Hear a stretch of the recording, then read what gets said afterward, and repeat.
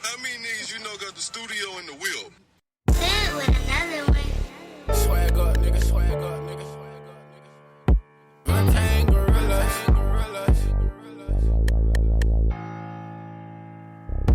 Untamed gorillas. Swag up, nigga, swag up, nigga. Niggas know what it is, man. Know what it is, man. Yeah. Look. R.I.P. to them untamed gorillas. On swag. Keep it swag, nigga. Tell me who is realer. I ain't gon' cap swag. I could've kept it triller. No cap. I ain't gon' lie, nigga. You got me in my feelings. Really dope. R.I.P. to them untamed gorillas. Oh God. Keep it swag, nigga. Tell me who was realer. I ain't gon' cap swag. I should've kept it triller. No cap. I ain't gon' lie, nigga. You got me in my feelings. Really dope. Take it back to like 06. No cap. When the swag was on go shit. Look, no, we really wasn't on shit, but watch how you approach shit and we'll take your bitch. Look, then we fell out by my old bitch. That's crazy. Truth be told, it was some whole shit. For really. We had that heart to heart, we know this. We was young, not moving as one, but that's some old shit. Let me swag, nigga, let me get this off. I would be lying if I ain't miss my dogs. I'm so mad I gotta write this song. Look, I wouldn't be crying if I ain't fuck with y'all. Look, free PAT, hope I don't miss this call. Look, R.I.P. Big Ed, that's my fucking dog. Look, R.I.P. Nick, I'm taking this shit hard. Look, I wrote this song cause I'm stuck with y'all. Look, R.I.P. to them untamed gorillas. On swag. Keep it swag, nigga. Tell me who is realer. I ain't gon' cap swag. I could've kept it triller. No cap. I ain't gon' lie, nigga. You got me in my feelings. Really dope. R.I.P. to them untamed gorillas. Oh God. Keep it swag, nigga. Tell me who is realer. I ain't gon' cap swag. I should've kept it triller. No cap. I ain't gon' lie, nigga. You got me in my feelings. Really dope. How many niggas you know got the studio in the wheel?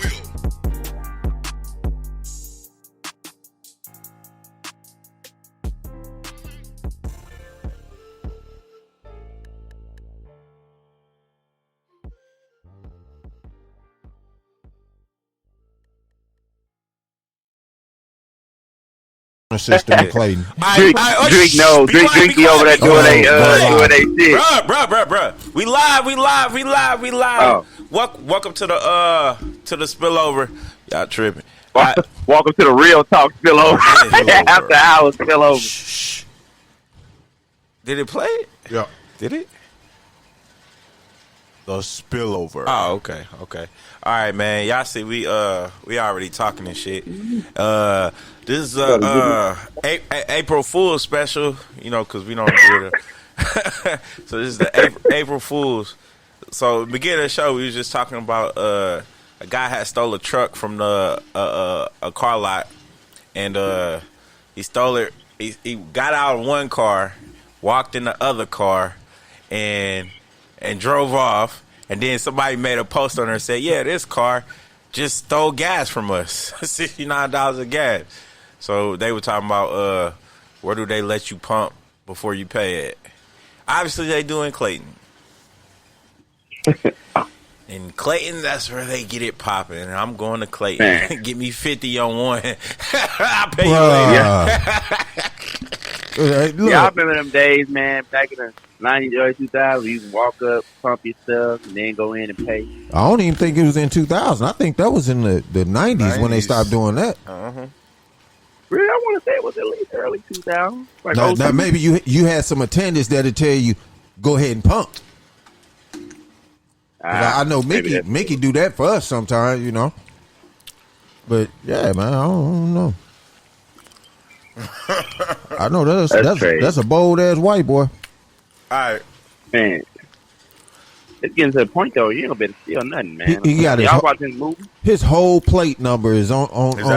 Reggie's gonna be mad. You ain't gonna be able to steal nothing. Missouri plate. Hey, this looks like a '90s model Lexus, all white on white. License plate number Missouri plate 16AC Apple Charlie 74 A6 or 16AC 7-4, Missouri plate. You see this plate, people? Get the law on them. Be a snitch for a day. Yeah. And that was your service message brought to you from the pillow. The only reason we going hard on this character systematically is because he white. If it was a black guy, you think we'd be doing this announcement? Well, yeah, I got multiple reasons. Yeah, you got your reasons, but if it was a black guy, you think we'll be announcing this? I don't think I would. I want him to catch this white motherfucker. Well, because we always getting caught. Shit. Well, in my defense, he done got away with gas, a free truck. It's some bullshit, man. Look, in my defense, I couldn't get with a candy bar. We had a guy steal some damn at the beginning of the pandemic when this shit first kicked off. This motherfucker stole our hand sanitizer from out the job, man. Walked in and stole our $1 hand sanitizer. Oh, damn. So and he was black. I ain't gonna lie, I ain't mad at him. I did that too. Hey, well, but I stole the hand sanitizer out the bank. but I put him on blast. Oh my God. And that was petty. That was just hand sanitizer.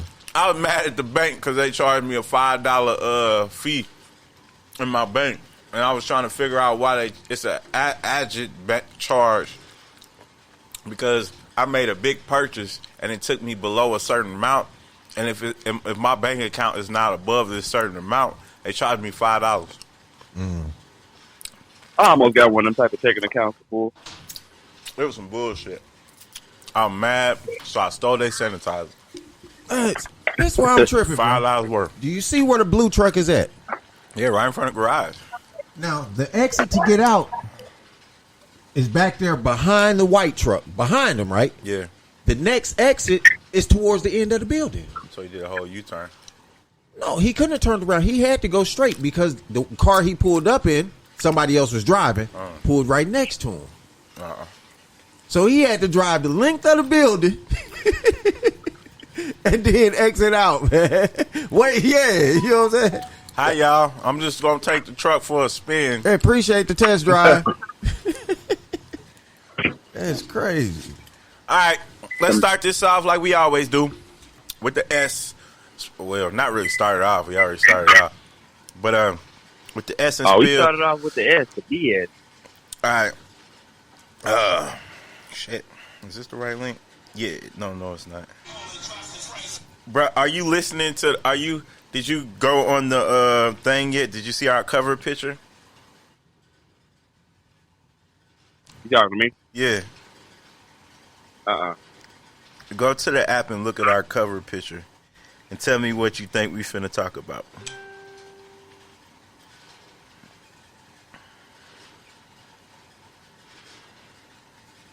If it's strippers, it's Paul Pierce. I ain't even looked at it yet, but if it's strippers, I know it's Paul Pierce.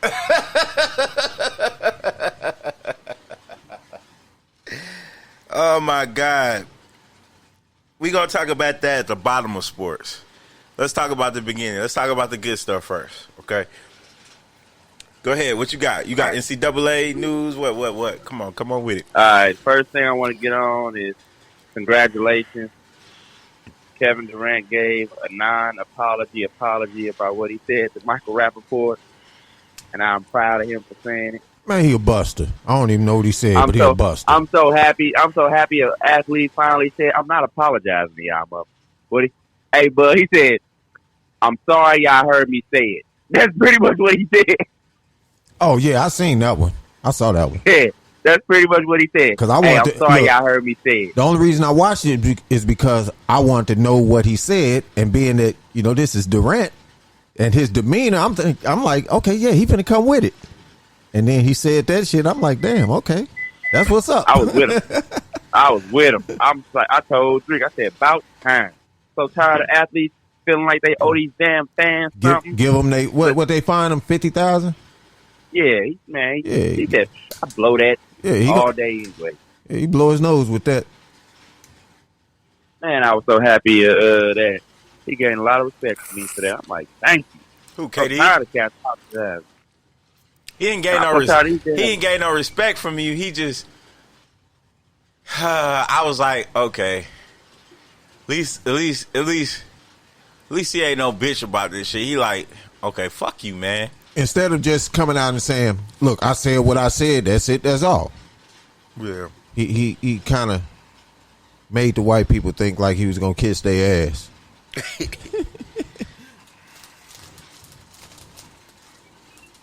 Yeah, that was pretty cool. All right, NBA, it's time for y'all to take hints, take notice. Stand up on what you say. The NCAA. Oh man, that game about to come on, eh? I have to. Yeah, it's finna come on in a minute. I have to say that game the other night was lit, bro. Like them kids was scoring back to back. It was like NBA that mattered. You know what I mean? It was just like, yo, these boys is going hard. One thing I say is, if you are a coach, that is the game you show your kids right there. You show your kids that game right there, and I guarantee you they're going to understand what it's like on that next level. Because that UCLA game in Gonzaga, oh my God, bro. Did you see Jalen Shrugs that block on that big man on that dunk? Now not only did he do that in that game, he did that previously in the tournament. Was it the tournament? No, that was previously in the year. He has 3 block dunks on the year. Now he a point guard. And they all on big man. Bro, what does that tell you about his will? You know what I mean? Like, I mean, he's destined for a future poster. Bro, he's that shot put him in the top 10 in the draft. That shot. Now, he was probably already top 20, but that shot alone put him in top 10. Just because of that whole transition. The bounce pass that he threw after he made the block. Oh, my God. This draft is going to be a weak draft anyway. I don't think so, man. I don't think so, because y'all said that people were saying that last year, and it wasn't necessarily a weak draft. Everybody that they were saying was weak. No, them dudes knew who was going to be tight in that draft. And them dudes that was in that draft are tight. LaMelo tight, Wiseman look good, Edwards. But people were saying they don't even know who number 1 was. It wasn't even a clear number 1. Well, that's because they were so good. They didn't know who. They said all these dudes are great, but they got flaws. They weren't that good, bro. See, you're talking about after projections, bro. I'm talking about if you rewind the film to what they were really saying about LaMelo, it wasn't he was good. They were saying he's not ready for the NBA. Man, a ton of people say he's the most talented player in the draft. They didn't say he was. They said he might not be the best one right now. No, that was close to the draft, bruh. That's when they were saying that. That was close to the draft that they were saying that. They before the draft even was saying, they were saying, because LaMelo, he dropped off the draft boards his senior year before he went overseas. Because he played with that. Because he played with that one. But they be talking a bunch of shit. I'll never listen to them. They say start of the year or during the year. That's what I'm saying. That's what I'm saying about what you just said right now. Talking about this draft class gonna be weak coming up. How do you know? After watching them all year. After watching them all year, I'm gonna see a ton. Cade Cunningham. Overrated. Shrugs. He's not overrated. He just had a bad game. I don't think dude is overrated. He's a good player. You got dude from UCLA. He got a chopper, bro. He gonna be a nice NBA player. You got dude from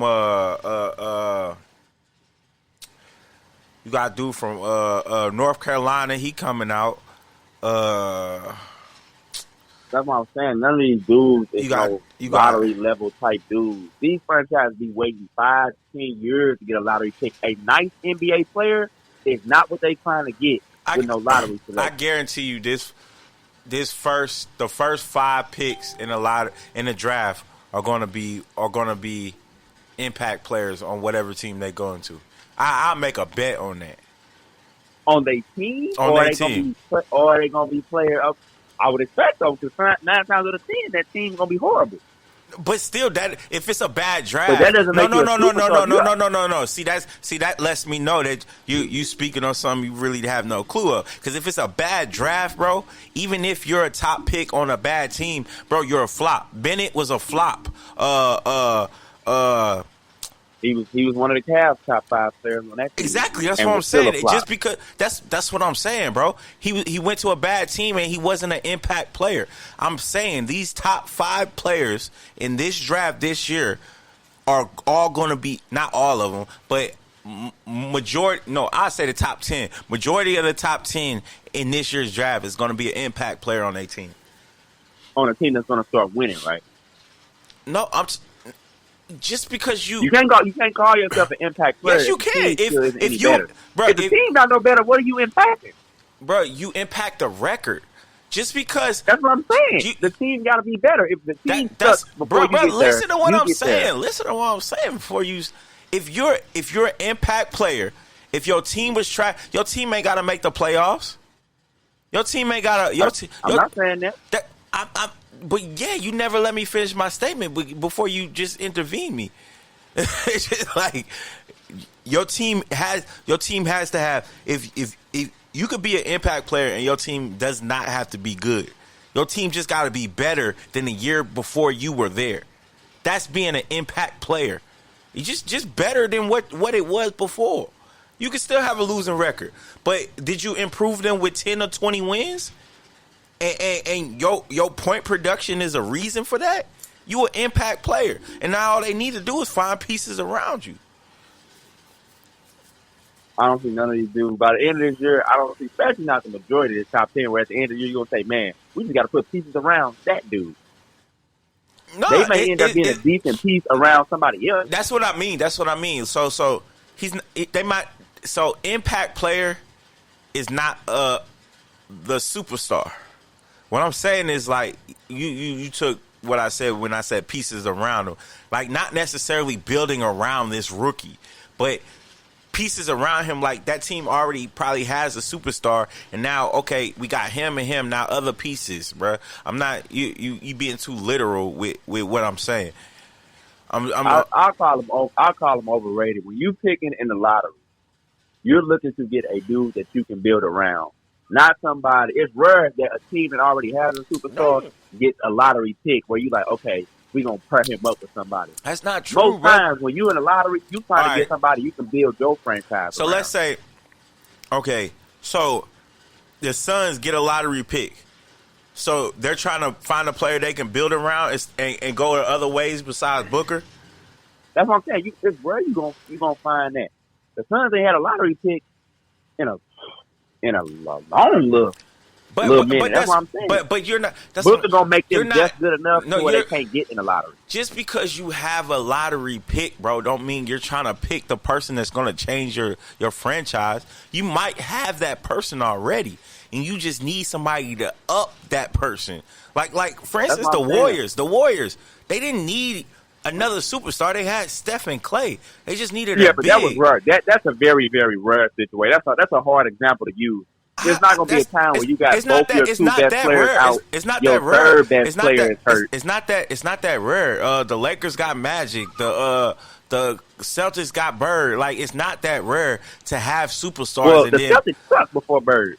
Nah, everybody was hurt. They just sucked. They weren't that trash, bro. They still have. They won 20 games. They didn't have. They sucked. They weren't that trash. They was just far off. They was just far off, bro. They weren't that. They won 20 games. They brought in Bird, then they won 60. Then they brought in McHale and the rest of them cats. They weren't. Then they became a little dynasty. But they were still. No, they didn't become a dynasty before Bird. They already won 11. Man, that was a long time ago. That was a whole generation ago. It don't matter, bro. Rings matter throughout the time, bro. It don't matter.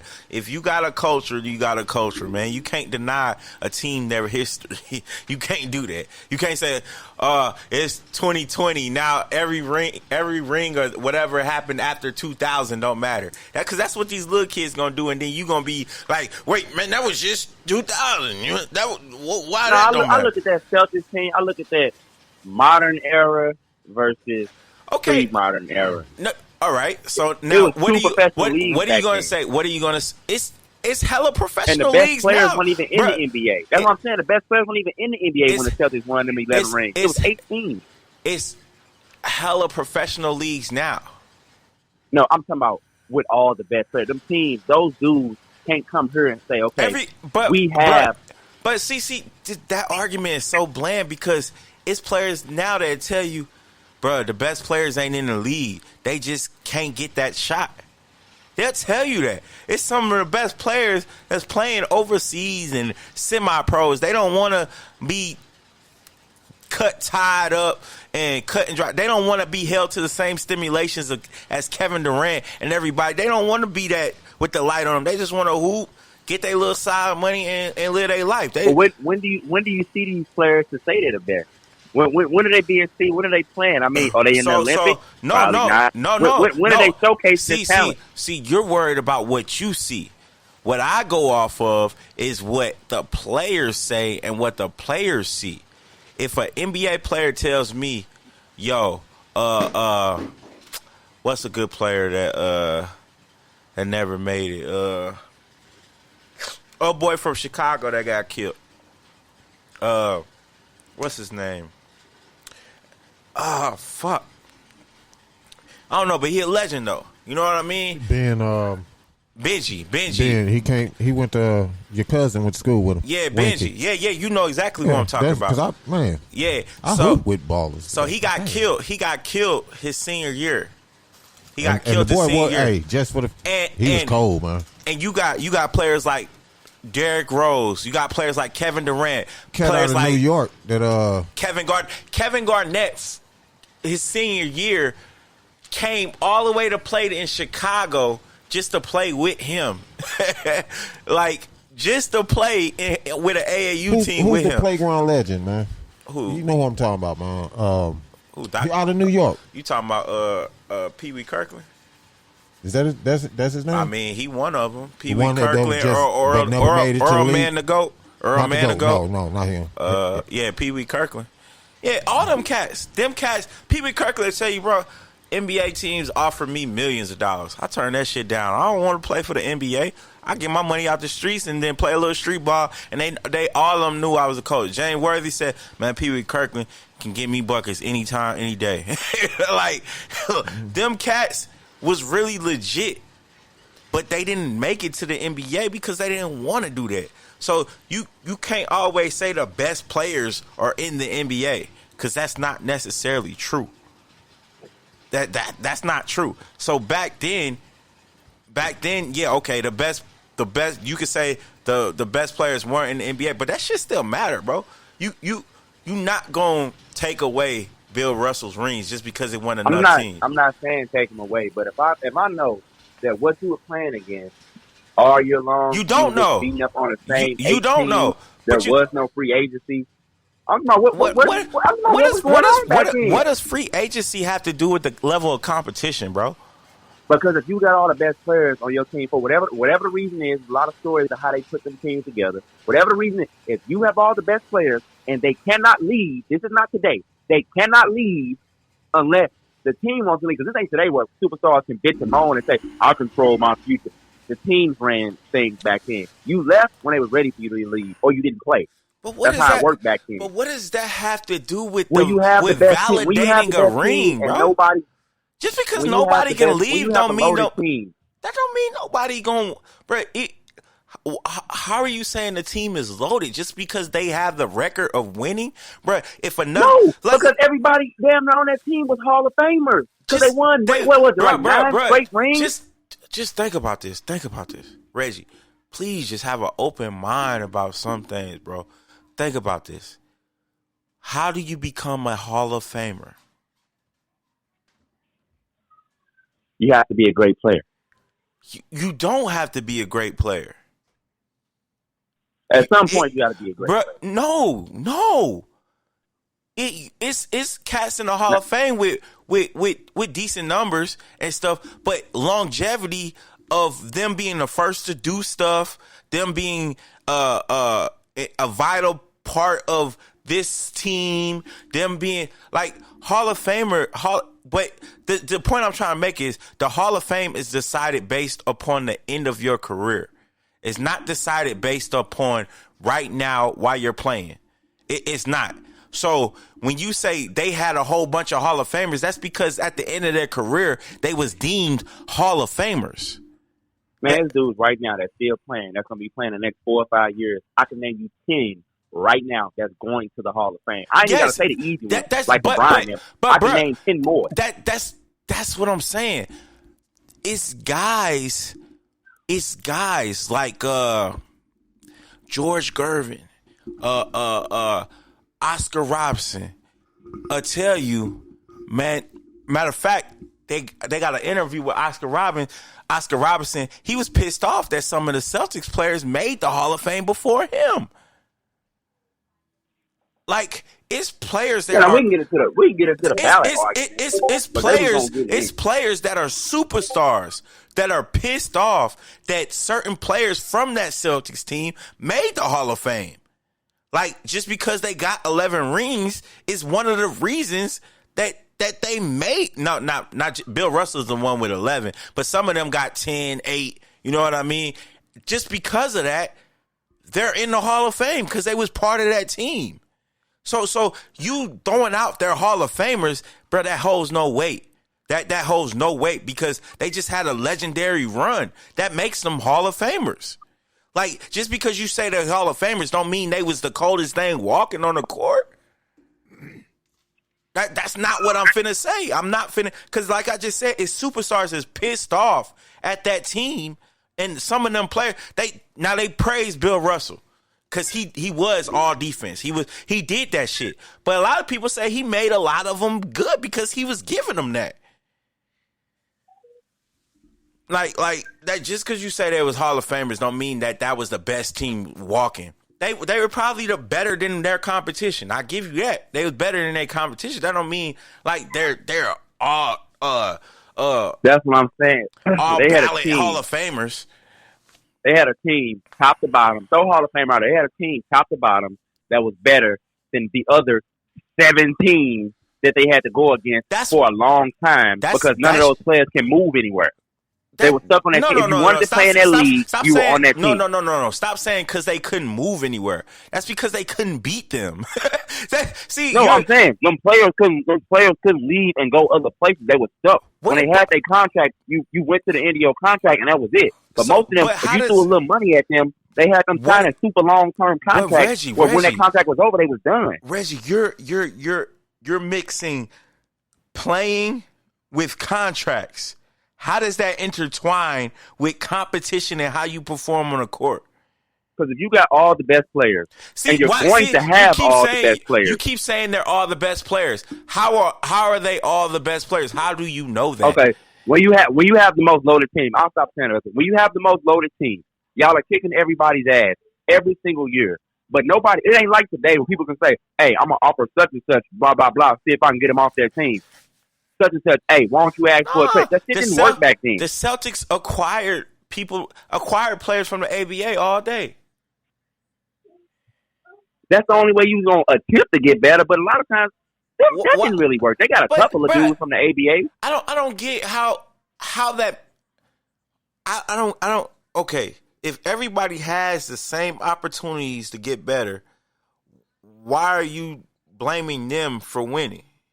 Man, the Celtics had the most powerful organization during that time period, and everybody knows. You go back and look at any book, anything you want. During that time, Red Auerbach was the most powerful man in basketball at that time, bar none. You can name who you want to name. Nobody was more powerful than Red Auerbach in his heyday. I know you know who that is.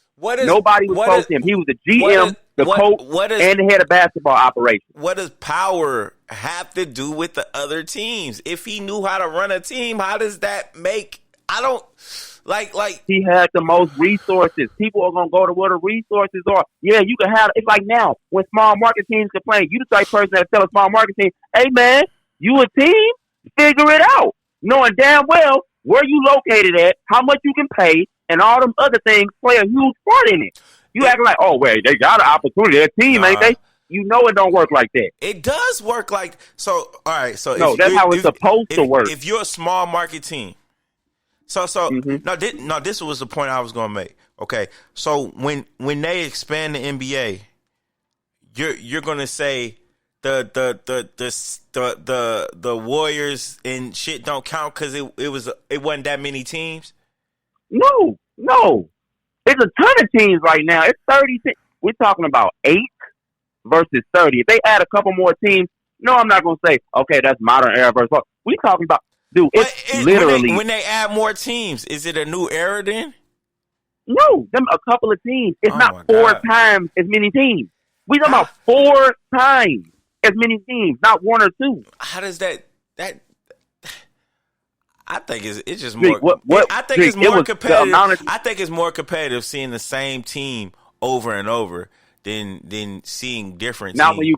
When you clearly better than them. It's like the Warriors. It's the 17 Warriors. The end result was clearly better. Right? Like that's what I'm saying. If you took the 17 Warriors and they played the same 18 every year, do you have the capability of putting yourself in the present time instead of putting yourself in the future, saying they were the best? Do you have the capability of putting yourself in present time, saying other teams had a chance? Other teams obviously thought they had a fighting chance against them. Man, that stuff went on in multiple sports. They did not go into it thinking they were the inferior team. Do you know that? Yeah, no competitor's gonna go into That's it, what even I'm if they saying. know they're the inferior team. No. They didn't think that, bro. A lot of people didn't think black people could play basketball, bro. And all Bill Russell did was prove all them black boys did was prove him wrong. Because I think the Celtics was the only team that had 2 color boys. So man, you cannot blame them for making moves, bruh.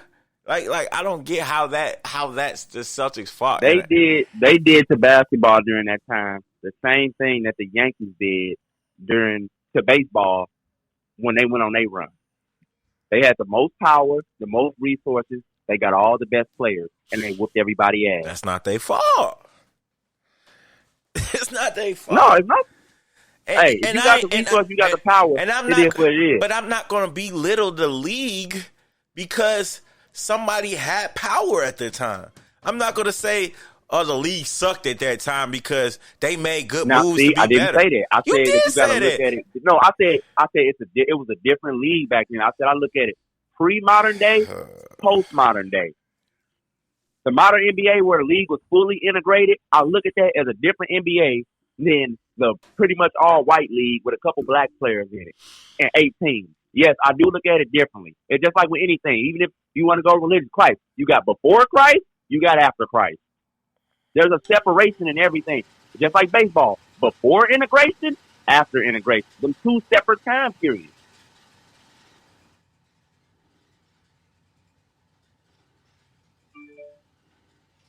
Man. 2 way separate time periods. That's all I'm saying. I didn't say it was bad or good. I just said you just got to separate.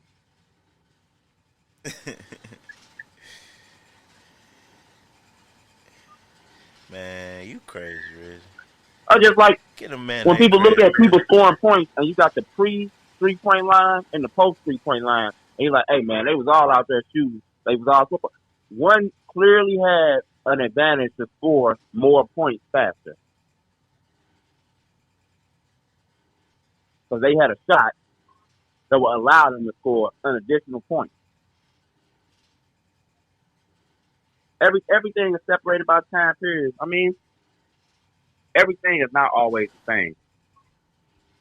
That's all I'm saying. I didn't say it was bad or good. I just said it's just 2 totally different time periods. Things was different.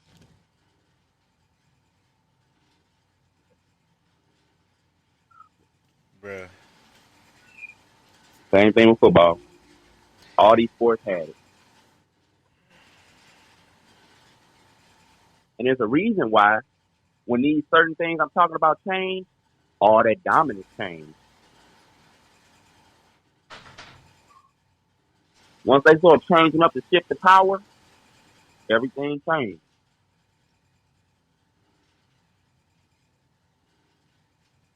Man. Hello? Yeah, I'm here, bro. Yeah. I just can't believe this Yeah. bullshit you said. But you always trying to make everything the same. It's not the same, man. I didn't say Like it's I the said, same. it's a reason No. why the dominant I'm changed. not saying nothing's the same.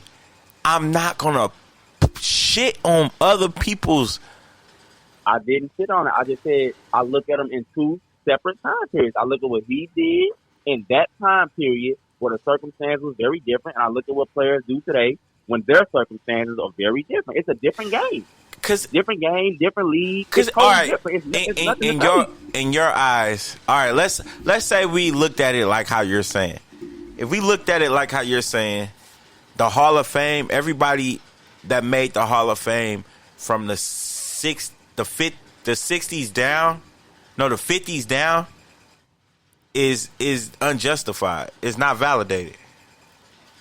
You said from the 60s down, so 60, 70, Yeah. 80, all them. Yep. No, 60s down. Or you going up? You talking about, okay, so you saying 40, 50, 30, 20, all them? Yeah. And you know what? And there's people that will argue that you're right. That's bullshit. Because they say, That's what I bullshit. heard, what I heard the argument That's is, like you're not putting giving people in the Hall of that's- Fame, and the game is That's even like the same. that's like Ford not giving Ford the props for creating the car because they got a Mustang that can fly now. You got to give props to the first person that created the automobile. Like, Man, nobody is taking props. Nobody's taking props away. All I said was I look at them in two separate time periods. So, like I said, when I look at every sport like that, every sport you go back and it was a certain way things was, and one team benefited and nobody else did. They made adjustments to it, changed the balance of power, and things are a lot different. Each sport you could pick it out. What was the team that benefited? Because it was only one that benefited when things was a certain way. Each sport, Yankees in baseball, Celtics in basketball, fucking hockey. I can't even think of the damn thing. I was more of a Canadian thing. But other major sports, it happens. Same thing with golf. I think golf will look a lot different had they allowed black players to play before they did, but they didn't, and you got a lot of people that benefited from that.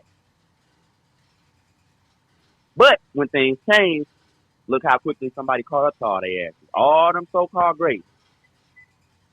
Soon as things changed, got swept up. Now, am I going to say that they didn't win them golf tournaments? They did. But times was different.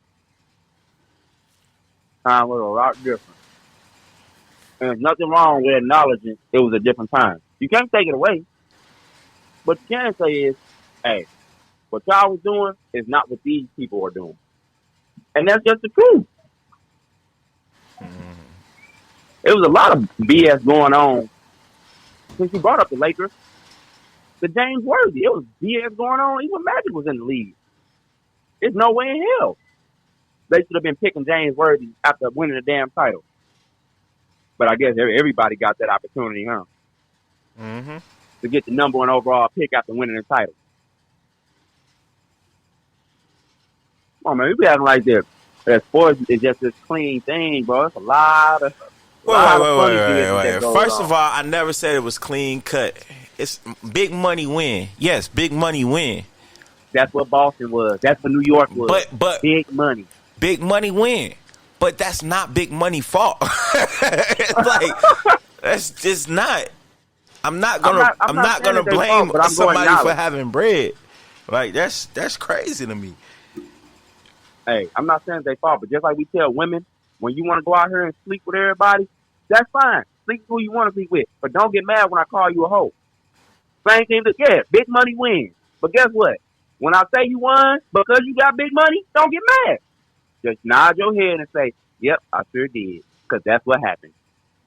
The problem is, big money want to do what big money won't, but then want everybody to act like, "Hey, man, he did it, so just let it slide." No, you did it.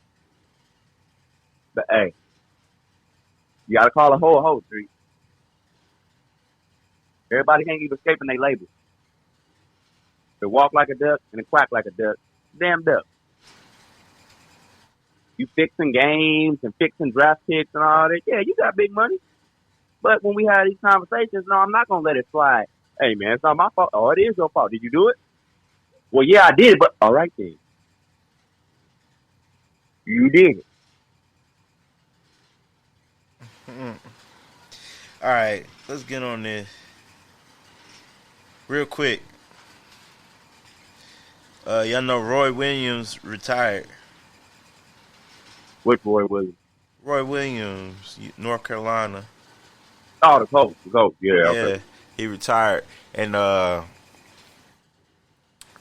new hire, Hubert Davis, former player, protege. I always used to be yelling with him.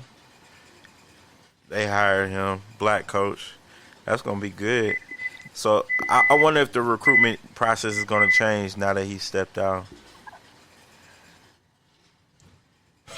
I wonder, cause a lot of people play for him, play for North Carolina just to play for Roy Williams, somebody that was in touch with Michael Jordan. You know what I mean?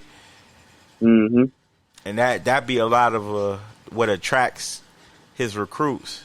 And now that gone, do you think a lot of because the way the tournament has been this year, man, I think they had the most upsets. Oh yeah, it was real weird. Yeah, the most upsets ever.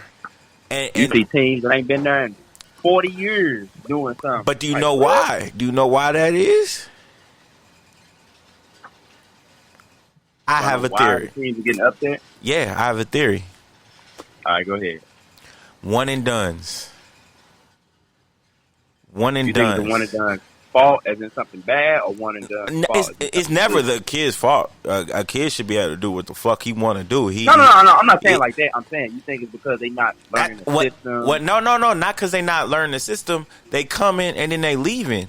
All right. So one and dones are coming and leaving more and more. But with the smaller teams, those are more so guys that are not sought out like that. Those are guys that thought they were one and dones. They went to a big school. They got red-shirted. Then they transferred to a lower school. Now they're a soft. You know what I mean? Now they're at this lower school because they went through the transfer portal or something like that. Now they at this other school that's is low D2, low major, but they in a tournament and making upsets. You know what I mean?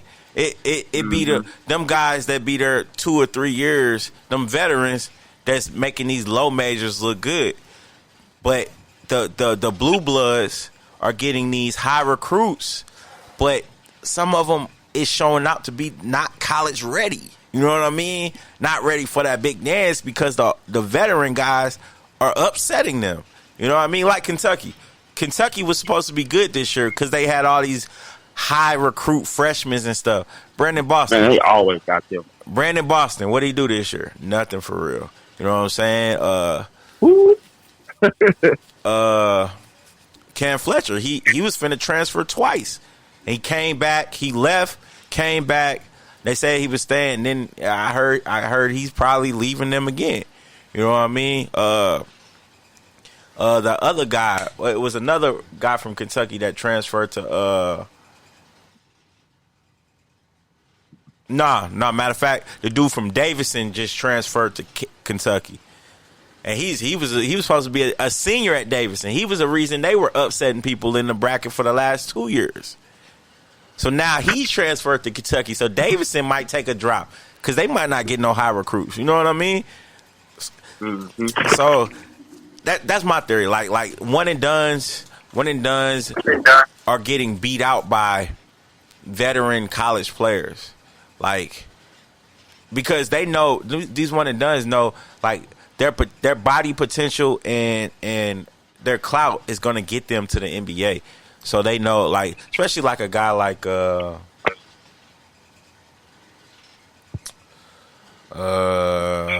don't know.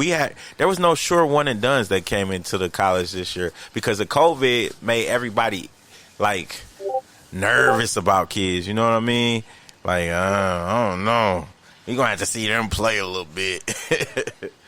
So I don't think Hey, there that's was right. no sure one and done. But, man, I just think I'd have that's, been saying the same thing. wait, letting them play out a little bit. Yeah, they gotta play something, man. I can't just have somebody no meals off no high school tape. I just can't. If I'm an NBA franchise, like my job is on the line. Every one of these draft picks, my job is on the line. I'm not just handing no dude. Hey, bro, I was told in high school. Okay, nigga, and it's like a million high schools out here. These guys. If you're a recruiter, bro, you out here. You had all the tournaments. I mean, when the recruiting season opens, yeah, you had all the big tournaments, and a lot of times schools find sleep guys that been people sleep on. These kids end up having to go like D2 or whatever because they don't have the big offers or they don't have a platform like these other guys, and then they be nice like I think Damian Lillard. That's kind of like the path he went. I don't think he was D1 when he first came out. I think he came out D2. Kawhi Leonard, I think he came out D2 too. Kawhi went to San Diego State. Yeah, San Diego. He sure did. He went to San Diego, but he wasn't highly recruited though. As like his stardom now, you know what I mean? Mm-hmm. Like, man, I don't know. Everybody pathway isn't somebody else's answer. Damian Yeah. Lillard, he went to what was it, Webster State. Who? Damian Lillard. Webster, is that D1 now? Are they? I don't know. And if they are, was they one back when he went there? Back when he was there. I really don't know. That was like 10 years Shit, ago. CJ McCullough. I don't think, did he go deep? What? That's a lot of guys, man. That's a lot of guys. Really, bottom line, man, all you really got to do is ball, bro. And you'll be noticed, man. Just ball. Just If the ball. colleges want to fix their problem, they just got to do one thing. They said you want to keep on fighting. Just pay these kids, man. Oh, so you think they should get a paycheck, huh? Yeah, if they pay them, they will stay there. Because back when they used to stay more often, you know what I'm saying, back before Okay, all the so really blew up. now let's say they start paying them, right? Mm-hmm. You know what's the next? The next move is they gotta pay more than what the G League is offering. Do they gotta Yeah, they match gonna that? have to. So now Yeah, it's gonna be a bidding match war. Man, it's already under the table bidding war. They just need to go and bring that mug to the top of the table and allow these kids not only to get a paycheck, but to sign endorsement deals. If a company want to take them, what the hell do that got to do with you?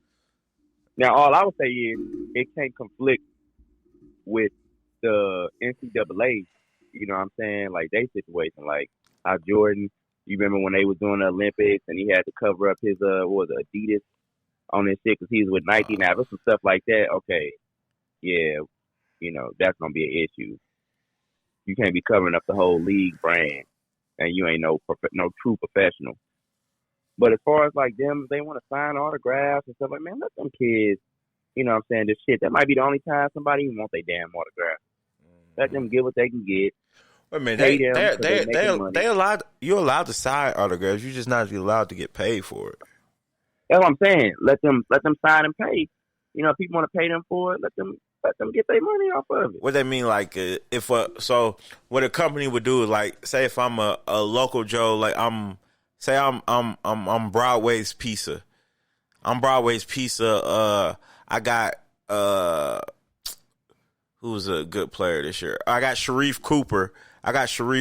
Here, and I want to pay him $2,000 to come to my pizza shop to sign free autographs for everybody. See, that's that $2,000. That's the money they won't let them get.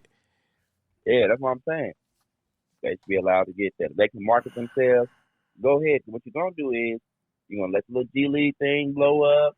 You're gonna let some of these them going to these overseas teams. You're gonna let all that blow up, and you're gonna be left with the secondhand college players hoping to develop, while all the big names are gonna be somewhere else. And it's just going to be a problem. Then it's going to be 20, maybe 30 years, now they're gonna be like, man, we fucked up a juggernaut, all because we didn't want to change with the damn times. And then if the NBA allows, which is what they're trying to go towards, let people come out of high school, they really ain't gonna get nobody. Any little cat that think they halfway decent, somebody tell, man, hey, you could be a late first, man, they gone. They is gone. So they looking at their money. See, back when everybody used to say, 2-3 years, it's because the little money they was getting from them boosters was matching what they was gonna make in the NBA. Because the NBA wasn't paying shit. But now, too much money in the NBA. Ain't no point of me staying in college 2-3 years. The money them boosts they getting from them boosters, it ain't gonna compare. Man. All right, let's get to this fool, man. Paul Pierce has been fired. Paul Pierce has been fired from ESPN. They mutually parted ways. No. The first report said this. Check it. The first report said ESPN has parted ways with Paul Pierce effective immediately. What did he do? So Paul Pierce this past weekend. Come on. Wait, let me. Man, you just say the story y'all bland. We gotta break it down for the listeners, bruh. Y'all forget we on radio, not just talking on the phone to each other. Okay, so all right, for the listeners. Okay, my man Paul Pierce. My man been with ESPN for what, 8-something plus years?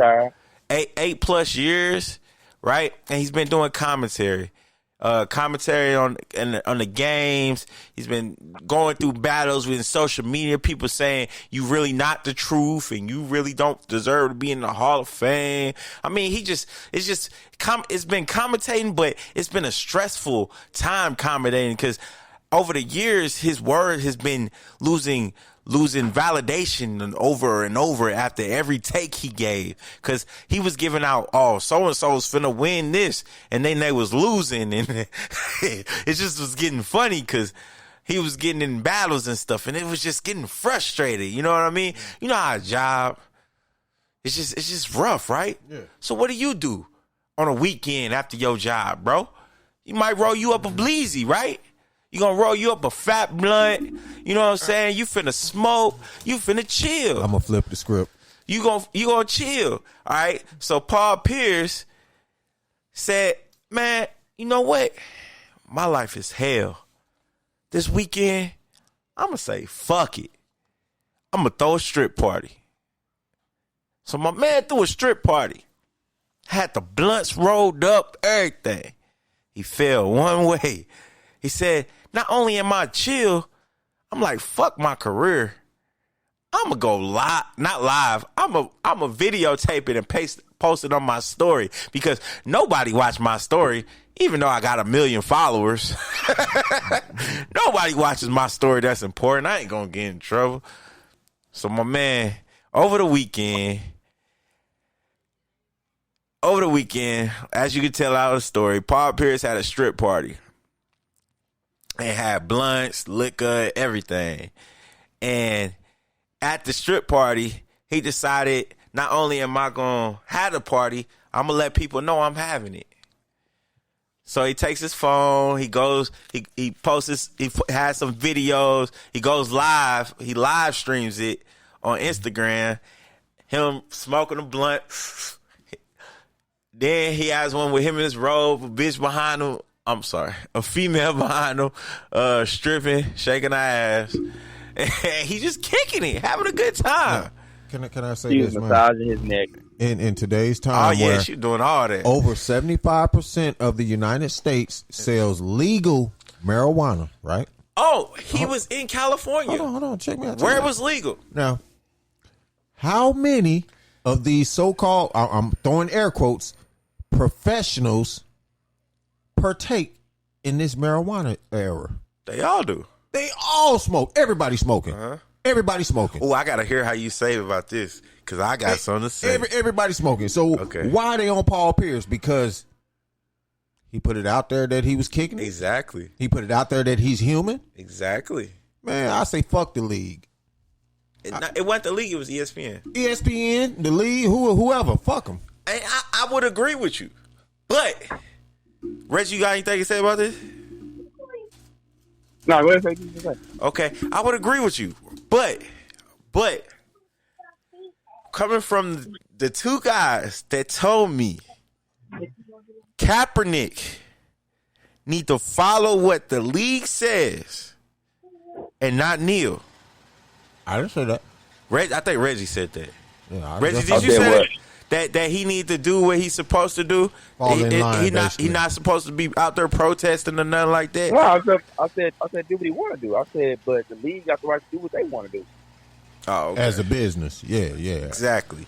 That's my stand on this. That's my stand on this. ESPN felt as if he wasn't representing the brand as they wanted him to, as they wanted to. So they have all rights to fire him. If I was Paul Pierce, I would say fuck him too. No. Look, if this is some real shit. If I was Paul Pierce, in his contract, because these are, I'm gonna call them high tech contracts because you're dealing with the networks. Yeah. So there's a lot. These are probably it's a lot of thin 10, lines 20 page yeah. Contracts, right? Yeah. So he has to get his lawyer to go through all the stipulations of that contract to make sure that he wasn't in violation of anything that's in there. Because as far as I know, I guarantee you in that contract it has a clause in there that says if you do not represent the brand in any form, a matter of where the brand feels as it should be represented, is there will be terms of termination. That's the network. The network is not going to say that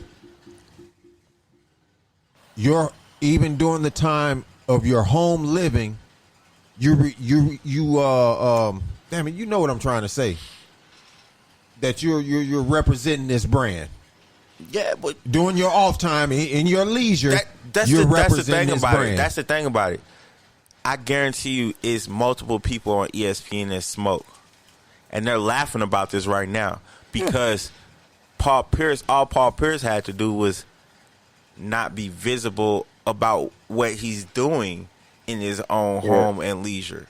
You know what I mean? Like, you can do it, bro. But since you just broadcast it, now we got to let you go, because if we keep you, then people are going to think. The motherfuckers that fired them while they were smoking a joint. Yeah, they was like, man, we don't want to have to do this, P, but yeah, we're going to have to. We're going to have to let you go, We're going to have to let you go, buddy. Why you do that party like that, bro? I think he would have been good with just the strippers. You know what I mean? If he would have got fired because he had strippers at his crib, then I would have been like, that's fucked up. You know what I mean? Or because is he forced to quarantine? Are they saying that?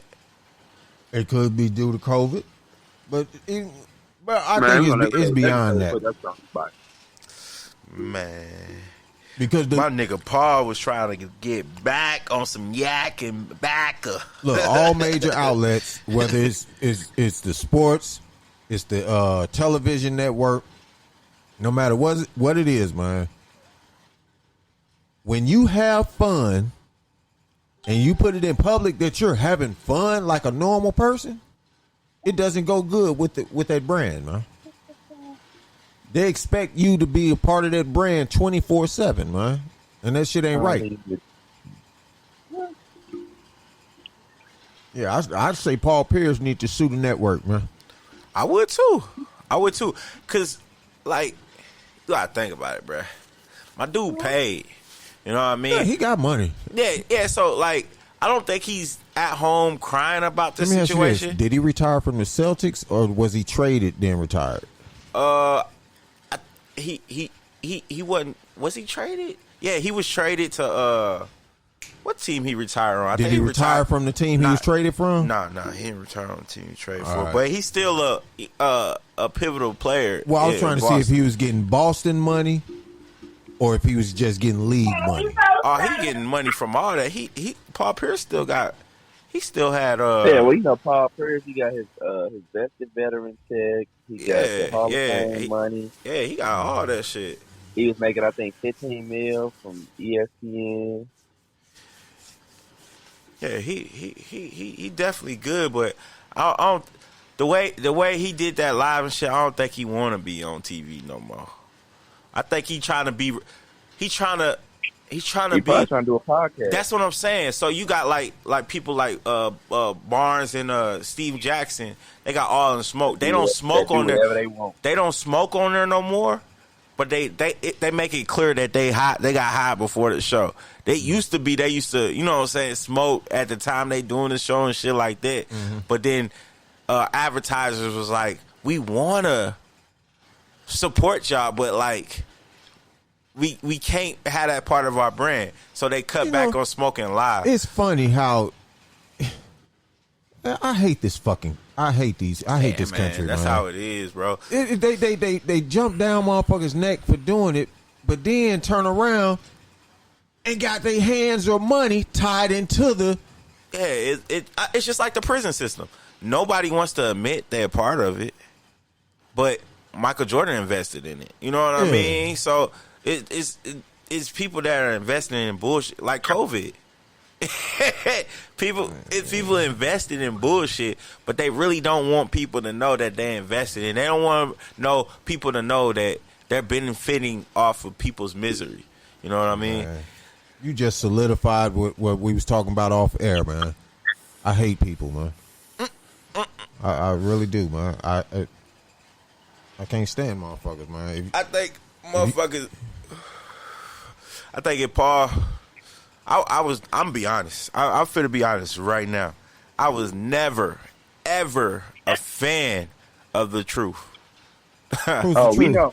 Paul the Pierce. truth? Paul Okay. Pierce. No, it ain't got nothing to do with LeBron. Even before LeBron touched on. Well, he was a Celtic, so I was never a Celtic fan. That was my issue. I was never a Celtics fan. I was never. That don't take away from his skill. Because he's a good player, but he just I've wasn't. never been a Paul Pierce fan. Yeah, I always thought he was slow. Even at Kansas, he was the man in Kansas. You know what I mean? I just never like gravitated to his to him. You know what I mean? Like I've never been. He's one of them players that he's good at what he does, but you fuss it when he's getting ready to shoot. Somebody block this motherfucker, you know? Yeah. D him up. Yeah, I just never was a fan. Now Paul Pierce, he was nice. I'm not denying that. My man's was He's nice. definitely clutch. Yeah, he definitely clutch. But I ain't like Paul, man. And LeBron is a factor. That boy hated on Bron like a motherfucker. Like I have never seen somebody hate on LeBron as much as Paul Pierce. Man, Paul just didn't like how a kid. See, LeBron came at the start of social media. Yeah, Where and he was how mad. can Why some is this dude- kid getting more recognition than me? Like, Yeah, he like, man, how can some dude come out of high school Call and himself get the this king. type of- yeah, that's what I'm saying. He on the cover of he on the cover of Sports Illustrated and all that. It just didn't make no sense to him. yeah, he was Man, definitely look. a hater. Hypothetically, I'm finna make up some real astronomical numbers, right? Let's say you got a 6'8", 315-pound running back that's dominating one of these high schools, right? I'm talking about just completely dominating. The news is on him. He's going straight to college and damn near coming out his first year of college. You know what I'm saying? That's like a freak of nature. We talked about that. You know, every now and again, you gonna have somebody that has the athleticism, but they're just a freak of damn nature. They're just overly big for their age. You know what I'm saying? And they just naturally become, if they take on the responsibility of you know what I'm saying, striving to reach that goal, then they're gonna be a LeBron. And I think that's what LeBron was. He recognized his size and went with it and took it serious. And then when he got to the league, they put all their weight on him, got him right, and now he a fucking beast. Man. All right, but okay, so Do y'all think the fire was justified? I mean, hey, depend on when you're a company, you do, you fire and hire who you want to. Now, do I think it was a good move for them and that show? No. You know why they fired him, right? Man, hold on. Guess who got a contract with him? There's a couple people that got guaranteed got some contracts with him when they retire. Somebody new? Oh, they finna retire this year? If that's the case, they was just freeing Vince up some Carter? money. Who? Vince Carter? Vince. He been doing it for a minute. Yeah, It's a couple people that they probably trying to move him out. Like, okay, let's just bring a fresh mind in. VC, we got some room for you. Man, look, Who? Vince Carter, that's what I mean. It doesn't It's shock a couple me. people. Who you got? You can get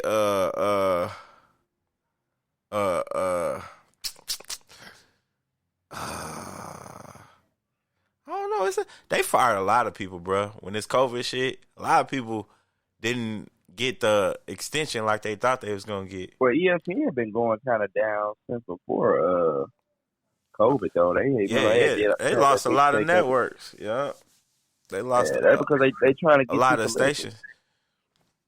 You said they try to get to what? Too political. A lot of their shows they focus more on That's politics. not than what they it on sports. is.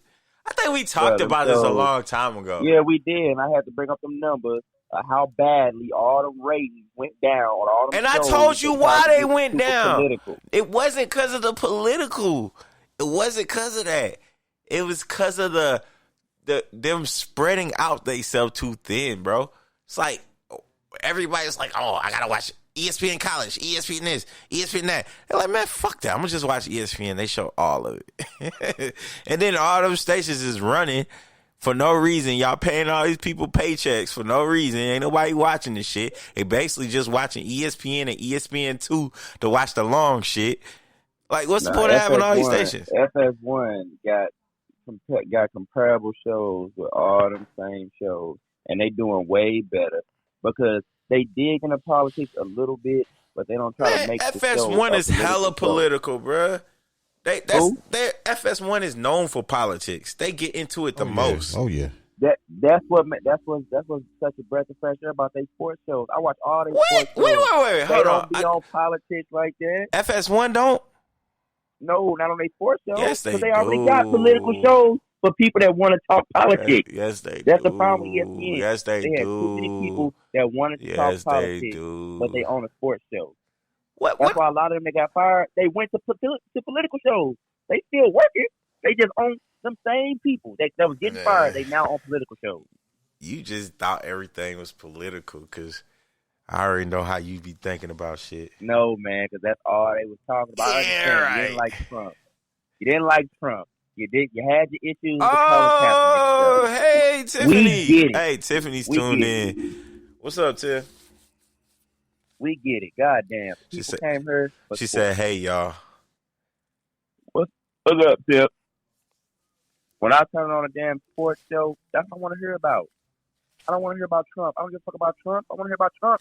I'll watch a political show. Wait, hold on. Trump just became president 4 years ago. He ain't had, you know what I'm saying? ESPN been going down for hellas. What do you mean? Don't try to That big layoff. The big layoff my where they God. split up Mike and Mike and all them. That happened a couple years ago. They ain't had shit to Happened a do couple with years ago. Trump, man. When he was campaigning, I was hearing. I'm like, oh my God. Oh, man. That's why I was glad they got rid of Jamel Hill. That's it, bro. Just say you don't like her. That's what it is. I You did- didn't I like said that already. you didn't like that show and you didn't like her. That's the political show that he's talking about. I didn't like that. I didn't like that show. I didn't like what they did to Sports Center late. Didn't like that shit. Who didn't like they was doing to Around what's the his name? Vet. What's his name? Who? What's the bald head dude? Scott Van Pelt. Yeah, Scott Yeah. Van Pelt is the most political dude I've I ever know. I said I didn't seen like- on TV. That's what I'm saying. I didn't like what they did with that show when they let him take it over the way he did. Didn't like that. A lot of them shows I didn't like. And they fucking up some more shows. Some shows that's been classics since I was fucking before high school. Like Around the Horn. Some of these guests that they bring. I'd be like, man, what are y'all doing to these shows? You were such a get off my lawn old man. But I'm not. Yes, you are. I'm not, bro. Just listen. Yes, you when Drake, if I want to watch an action movie, I'm not putting on a damn romantic comedy. Oh my God. Period. Just because you don't want to watch the politics in sports doesn't mean the next person don't. So if it has to do with sports, no matter if it's politics or not, they're going to talk about it. It could be sex in sports. They're going to talk about it. It can be money in sports. They're going to talk about it. Bro, you can if touch it's on sports, it without having it take over the whole thing. Then it's not about. Then it's not everything about sports. Then you're just talking about. Sometimes you want to see. That's what they built their name on. Sometimes you want to see depth. No, they built their name on giving depth on just more than just the sport itself. No. It was always no. That's why the talk shows became more famous than actually just viewing the game. That's why they stopped just airing the game. They started having talk shows about it because they started getting political and breaking down stuff. That's why it got popular. It didn't get popular because they showing the game. About the game. They didn't get into politics. They got political about the game, talked about trades, talked about behind the scenes stuff, the stuff that fans never knew, but it was still all about sports. They weren't talking about politics. They weren't talking about the presidential races. They weren't talking politics intertwined with sports is going to be talked about, bruh. If Trump affects something about sports, they're gonna mention it. If Biden, they don't mention it. It takes over the whole cycle. Trump make one tweet, and everybody at ESPN lose their mind, and that's half of everybody's show. His one tweet he sent out. That's what everybody lead off with. That's what everybody wants to talk about. Show after show. Don't blame that on ESPN. Everybody was doing that shit. Even people on internet, social media, all that. When he treats some dumb shit, everybody was talking about that shit. He was the entertainment for the world, man. He was. Like I said, you can touch on it without letting it take over. The problem was they stopped walking the line of touching on it and giving your opinion to totally taking it over, and it just became super political. And even Jamel Hill and the rest of them, some of them after the words when they talked about it, you know what I'm saying? They got a little doc out about the fall of ESPN. And they talk about it. They like, well, when they brought some of us in, like I'll use her as an example because like I don't like her. She talked about, I came in under their impression that we were talking politics and blah, blah, blah. That's how they tried to frame it up, that it wasn't just about sports. It was about blah, blah, blah, blah, blah. Now, it's not her. It's not her fault, but the show still sucks. And I can say this still sucks, and I'm right and you're wrong, because the people that watched the show didn't like it. All the people that took the time to give their opinion on it didn't like it. Companies never take off things that are popular. Right now, Baylor is up 16-4 in the first half. That ain't enough to be scared. Uh-oh. Gonzaga, they score points in bunches. Uh-oh.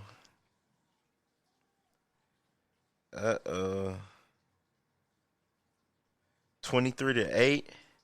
11 minutes into the second half. 23-8. Baylor is getting in their ass, boy. Uh-oh. Is that who you voting for, Baylor? I ain't vote for nobody.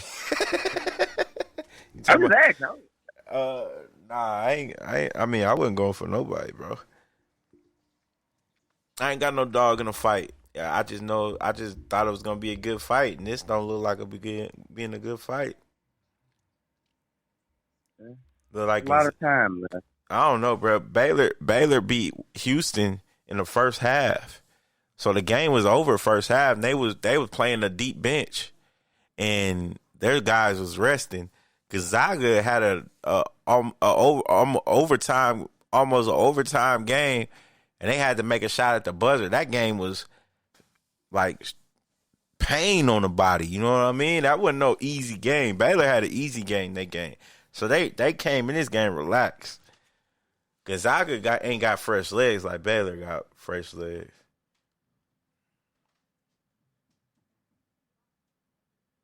It's gonna be weird. Look like the word is Gonzaga switching everything up. Gonzaga switching everything up top and letting the Baylor bigs get a free run into the basket every time.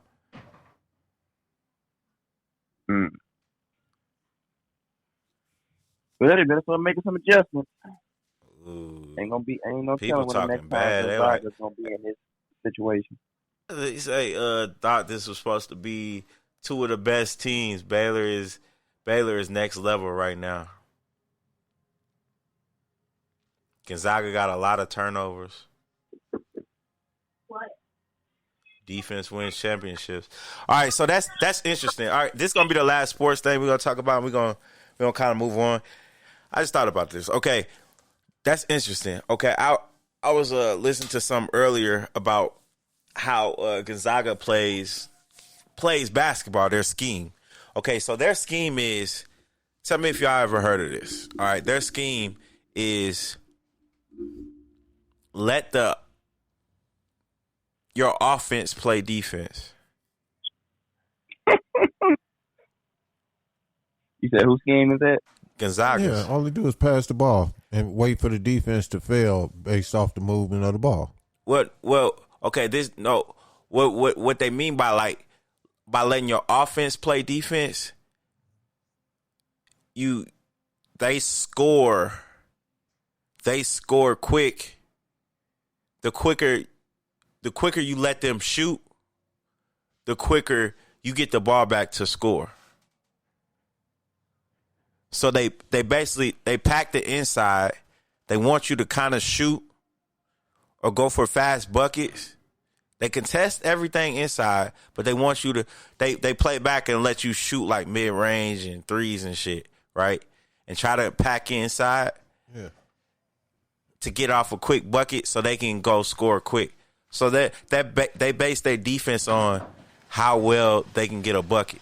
So that's what I'm saying. It's showing that shit don't work, because if you not on, if you ain't making your shots and making your layups, and then the other team is on, and you hoping you go in the hole early. Yeah, you know what I mean? Man, that strategy has never worked on no level, and teams keep trying that. Well, they undefeated. It never works. They undefeated this year, 31-0. Yeah, but the goal is the championship. I'm saying that's. I mean, you might have. See, that's the thing. You might not be they might not be playing the same way. What I just read earlier. Remember, they're switching.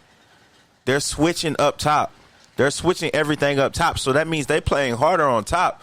So maybe they don't have the fresh legs to switch to play actual defense to stop them, and they're trying to do a whole new scheme, which is fucking them up. You know what I mean? That don't even sound like offense playing defense scheme that they were doing previously. It looked like they trying to do something different. I didn't think they was gonna beat UCLA. You didn't think they was gonna beat UCLA? Mm-mm. And watching the game, I thought UCLA had it, and they let them get back in it and come back and win. And I'm like, man, it's gonna either prepare them to the championship, or they're gonna come out and be dead when they play in the championship. One or two things. That's what always happens in an emotional game like that. That's a big comeback.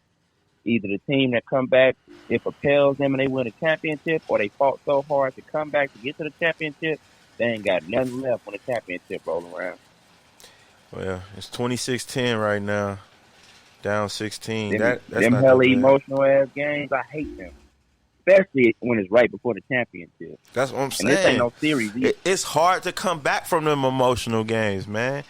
When you lay I it didn't all, think they was gonna win. you lay it all on the floor, and then when you go in the locker room, you realize, damn, we got a whole nother one. That's why Game 7s never favor teams that let the other team come back. It never did. Whenever somebody be up and they end up letting the other team get to the Game 7, more times than not, the team that gets to the Game 7 wins that Game 7.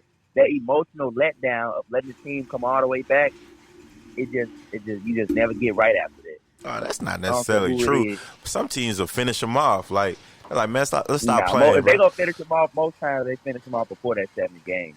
that seventh game, man, you let it get all the way back. Like, matter of fact, what is the last time we seen somebody have a series clinching lead and get all the way to game 7 and then still win the series?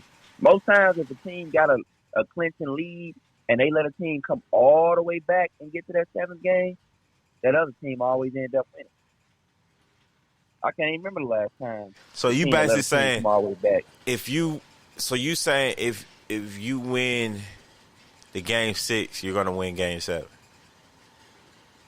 If you coming back a lot of times, let the series flow. The only way a comeback is you win game 6 to make it a game 7. That's a comeback. So you're saying if you win game 6, you're gonna win game 7, right? That's the comeback. Because if I win games, if I'm up and I win game 6, it's over. There's no. Do you know the math in that? If I'm up and I win game 6, there's not going to be a game 7. Yeah, okay. In that situation, yeah, that's what I'm talking about. No, Yeah, that's yeah. the only situation. That's how the game 6 and 7. That's how the best 4 out of 7 win. That's how that works. If y'all go, okay, 2-2, and then That one team, 2 and then 2. one team All wins, right, then the that other 2 and team 2. wins. That's 4 games. Now game 5. Game 5. Who wins that? Just either one. Okay, Whichever either one. All right, one team wins 5. Now they're up 3, right? It's up 3-2. So the next game they're going to win, and that'll be game 6, right? So you're saying the team that's coming back is the team that's going 2-3, right? Yeah, most times, yeah. Okay, You got a game so if you losing, it, you winning big, and that's 6, and you let them come all the way back, and it's the emotion come back. So you let him got it all wrapped up. bro, no, Okay, you don't that's won, not true, bro. You up You 3-2. try to make it seem like it's true, but that's not true. If you win game 6, it's not guaranteed you win in game 7. Because that's and them emotional, man, and them emotional series. If you don't won game 6, not game 6. If you don't won game 5, and you up, you know what I'm saying, looking like you finna win 6, and then something happens, say the last quarter and a half, and they suck the energy out of you with a comeback, and then they take game 6, more times than not, game 7, that team that got that emotion sucked out of them to tie that series up. What they end up series is losing that? game No, 7. I don't. What series did that happen? Did that happen? So you had it with Miami and the Spurs. You had it with Golden State, Miami and the Cleveland. Spurs. You had it Okay. with Boston and LA. So Miami and Spurs, they made that 3. They were up. What? They were up 3. They were up 3-2. And if they would have won that, they would have gone. Yeah, they had it. They was up. I think it was like It was close too. to That was double because that wasn't the. They would have won it in Miami if he would have missed that 3-pointer. And that it was 3-2. That was game and 6. The Spurs was up. Yeah, the Spurs was up Nope. in 6, and they was up by almost double digits with like a minute and something left. LeBron had turned it over like a couple times. Everybody thought they had it won. They started wheeling a trophy out. Okay, and they that's come back. that's one. Steal the All right, game. that's one. Yeah, and then Golden State in 16, they up 3-1. Thought they had. Oh, hold on, before you go. Wait. See. Now that's something that's never been done. Like only LeBron do shit like that. It got done around before that. OKC was up 3-1 on Golden State, and Golden State came back from down 3-1 and won the series. Nah, I'm talking the very about round before that. That's been done as far as regulars. First round, second round. Been done in the finals. It never been done in the finals. Like ain't no comeback ever happened in you the get a finals. team down 3-1, that team really ain't supposed to be there, and they get that gentleman's sweep. And that's what I'm saying. That emotion, man, I'll be like, we had this. And you let it get all the way to a game 7, you're not going to have nothing left. That's what I'm saying. Most time it be a gentleman's sweep. Yes. And the team don't come back. They don't come back. That's what I'm saying. That's why I say if you let them get it to a game 7, just wait. But that's what I'm saying. You just gotta watch how you be saying stuff, bro. You said most of the time when a team go to the 6, they win the 7. The team that come back. But I said if you get to a game 7, whatever team that made it get to that 7, most times than not end up winning the series. The comeback team, when you go into a game 7, whoever was the team that come back to get it to 7, I say always wins. that situation, it happens, but it rarely happens. I'm not gonna say most, because that be them, because that's that comeback story, and there's not a lot of them that's been told. That's what I'm saying. Because typically the teams don't let it come to that. More times than not, if somebody got a series they finish that's it what I'm off. saying. But you can't say most of the time it happens if it ain't. That's what I'm saying. I'm trying to find. No, I'm saying whenever you get to one of them type of situations, the team that let them come back loses. Whenever you have that emotional game right before that final game, where there's no more games left, the team that let it get to that point loses. That's what I'm saying. Now you can stop it before it ever gets to that point, but whenever it seems to get to that point, that team always. I'm gonna say you have a chance of losing, because sometimes the emotion of that team beating you, the other team will have the emotion that's, hey man, we need to kick their ass, stop bullshitting. Like I can say you will have an element against you because you will have it depends on how your mind state is. All right, let's move on from sports. Man. DMX, man. DMX. So, did y'all hear the story, DMX, of how he started and got on crack? Yeah, I heard it. Nope. You heard it, Reggie? I didn't hear what drug it was, but I heard that he overdosed on something. No, I'm talking about when it was crack. He overdosed on crack and crack cocaine. Yeah, what I'm saying. I didn't know what the drug was, but I knew he overdosed. But did you hear the story of how he got first introduced into crack? You talking about from his younger days or back into when you first got introduced to Hello, crack. my name is Crack. What's your name? No, I'm saying like he was on crack. Then he got clean. When he got Reggie. introduced. When he first met her. How many users do you have in your family? Because we got a lot, so I guess we know the terminology. When he first got introduced, the first time he seen a crack pipe and seen crack rock. Mm-mm. Not introduced. It's reintroduced. That's what you're trying to say. Reintroduced into crack. Yeah, that's what I thought you was talking about. Nah, introduced, not rerun. Introduced. Hold on, I think I got a video of him saying it. Let's see if I can find it. And boy, you keep talking about this draft class gonna be weak. I'm sorry to get back on sports. Boy, they got that boy Jalen Green coming out of G League. They got like 4 players coming out of G League that came out of high school.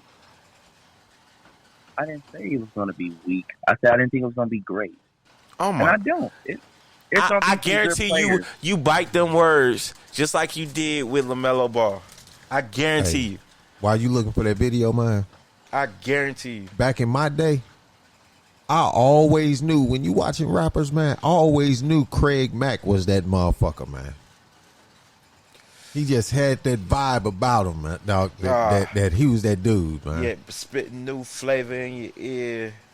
I watched him tell that story about he ain't put a name in that spot, but he was gonna kill Puffy, man. He was gonna rock his box, man. Real shit. Because he was fucking with his paper. He was on that old fake ass producer shit, dog. Taking basically he want the music, get all the money, and get him shit. Did he tell how he ended up how and why he ended up in that damn cult? In the what? He was in the cult. That cult he was in. I just saw something about that today, man. I swear to God. And I'm still looking for it. I want to see that. I want to know what that's about. I would definitely be interested to hear his story. I would definitely like to know how the hell he ended up in that cult. All right, y'all can keep going a little bit. I'm finna plug this in. We're gonna hear DMX talk about his first crack experience. Boom, boom. He probably ended up messing with. He probably got a lace blunt. That's how a lot of 7 to them 14. ended up on a lot of that stuff. Man, let him This tell guy, his story. Ready That's Ron. not it. I mean, he was like an older brother to me. And he would rap, and I would do the beatbox. For real. Hold on. Listen. So, I'm in Yonkers, you mean, and I just come home You from sound like big he high right there. institutions from the age of 7 to 14. You mean, and this guy, Ready Ron, I mean, he was like an older brother to me. And Ready he Ron. would rap, and I would do the beatbox.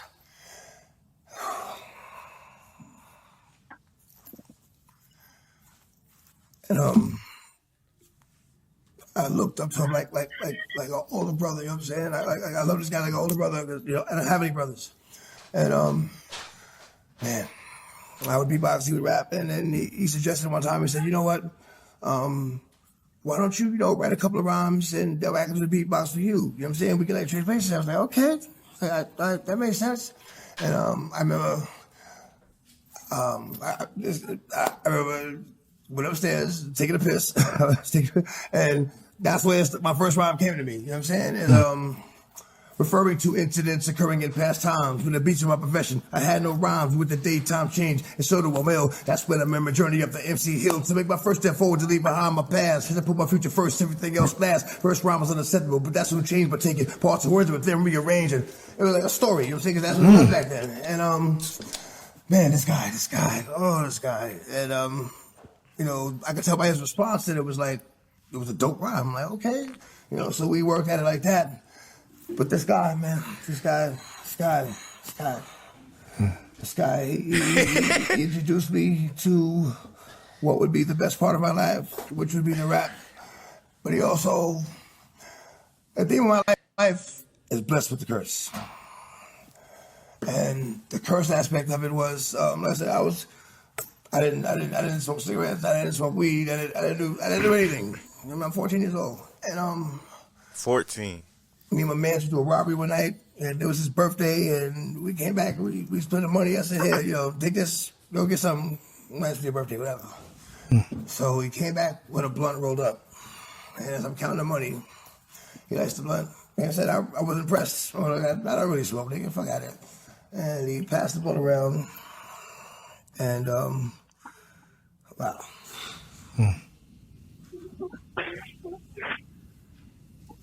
The nigga crying? Reggie already told the story and shit. And I hit the blunt, and I'm like, I was no longer focused on the money. I never felt like this. Like it just fucked me up. I'm like, the fuck. And I later found out that he laced the blunt with crack. My thing.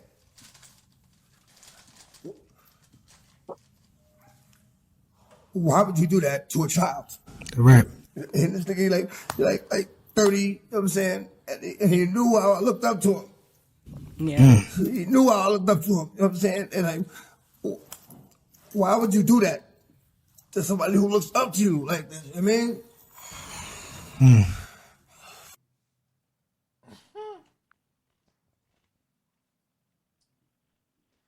Yeah. Despite all that, yep. So, DMX is back in the hospital. He overdosed on drugs last weekend, I believe. No, it was this weekend. This past weekend. Yeah, it was this weekend. Mm-hmm. Yeah, man, that shit's sad, man. So, Yeah, man, I don't know who to believe, man. Because the news said he's in a vegetated state. But post online saying he's conscious and woke and breathing on his own. No, they said that his lawyer had said the conscious thing and woke, but then the lawyer came out later and said that he was given wrong information.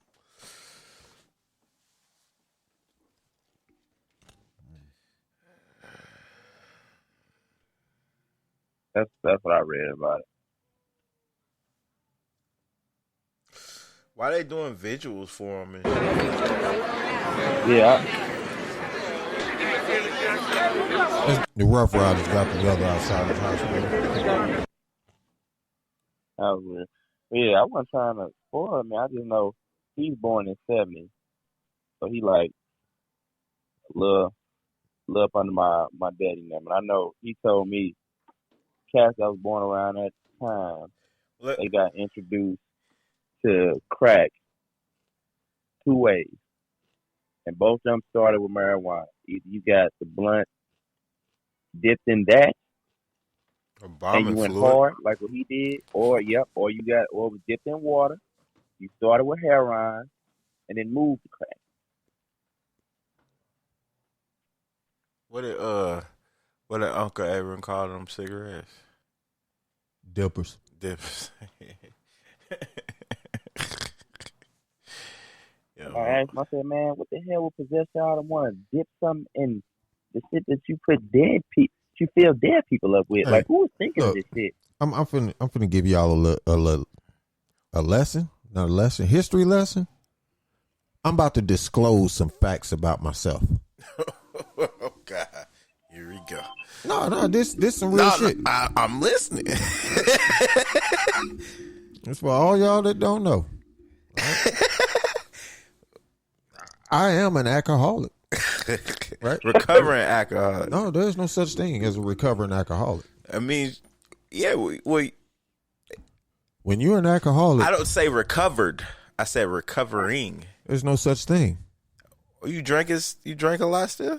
When you're an alcoholic, you're an alcoholic.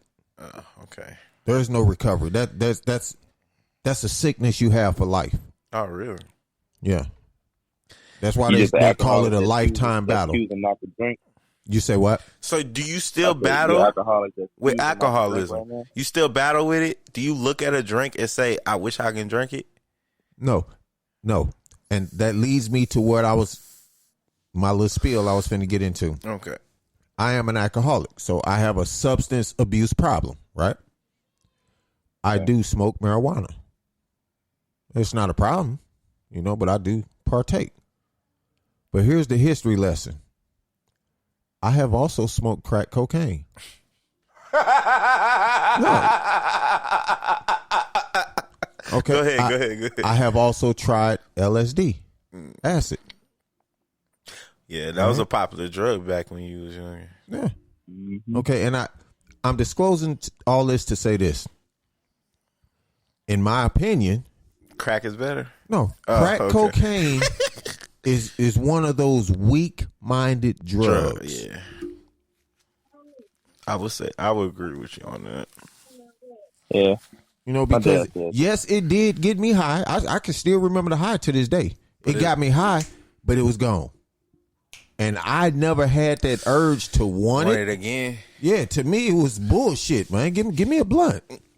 It wasn't long enough. Yeah, you know what I'm saying? Get me high. This shit don't get me high. Some people chase that big feeling. Yeah, and for me it wasn't that, man. So man. To me, crack cocaine is a weak-minded ass drug. So, speaking of drugs, I saved this guy's life. I didn't really save his life. I probably got him in trouble. But, okay, we had a gas station. We was at the Quick Trip. The Bell Fountain Quick Trip. And the motherfucking was in the... All right, so the long story. Okay. I pull up to the gas pump. I'm finna tell you everything happened. There's a car across from me sitting at the pump. All right. When I pulled up, there was another car in front of it.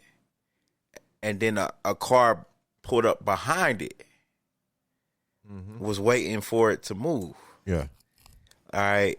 And the car, and he's sitting in the car.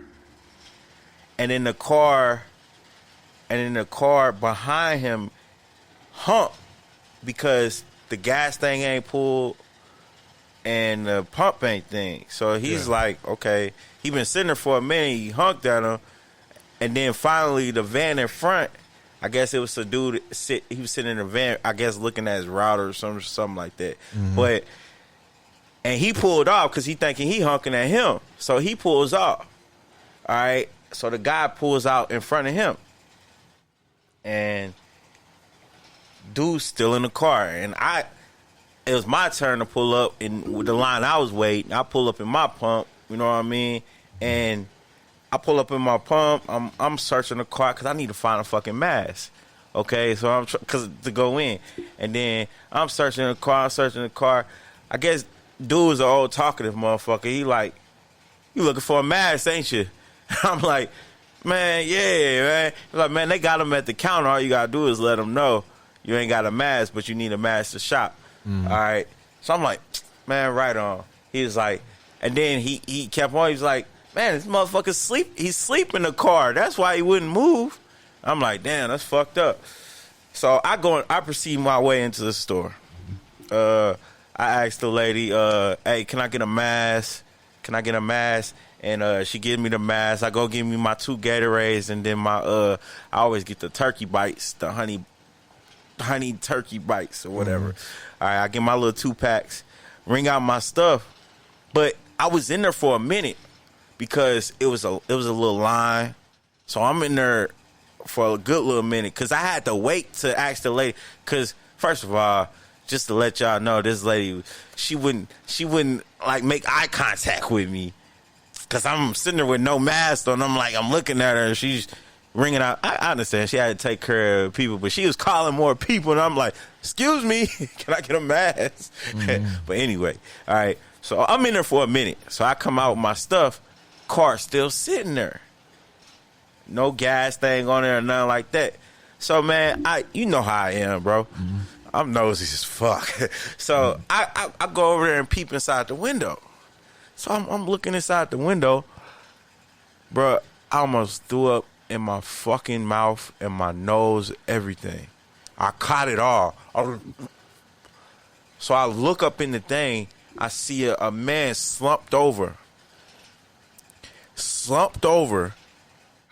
Like, you know how when a person getting dry heaves. Yeah, exactly.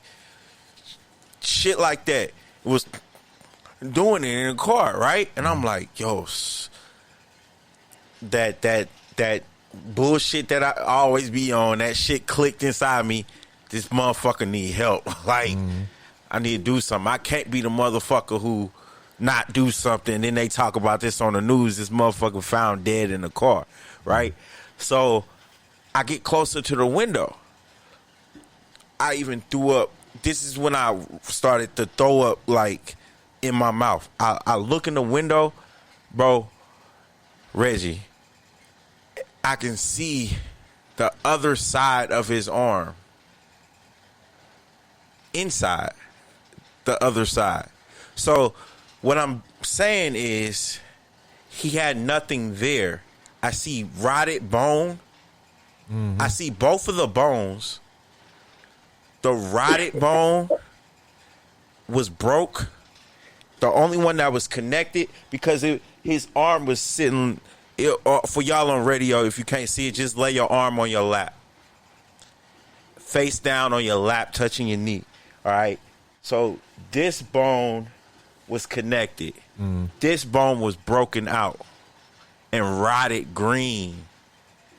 Blood was clogged right here. He had tissues right here. And then right here was swollen. All this was connected and this was open. There was no veins. Oh, he been shooting up. A crystal meth or something? A friend told me exactly what it was.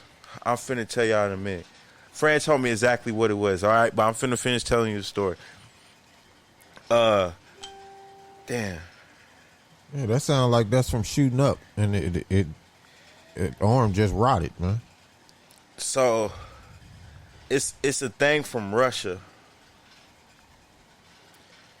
All right, but I proceed into the quick trip. I'm like, yo, he really need help. After I seen his fucking arm, I'm like, yo, he really need help. And then I look in the passenger side, and it's all bloody. It's a whole 24-roll pack of Charmin.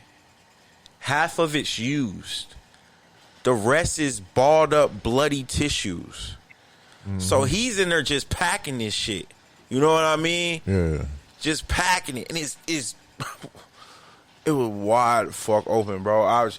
It clearly, you could see like his pinky like fidgeting, but this part wasn't functioning because this bone is connected to her. You know what I mean? Like, ain't no way it was functionable, bro.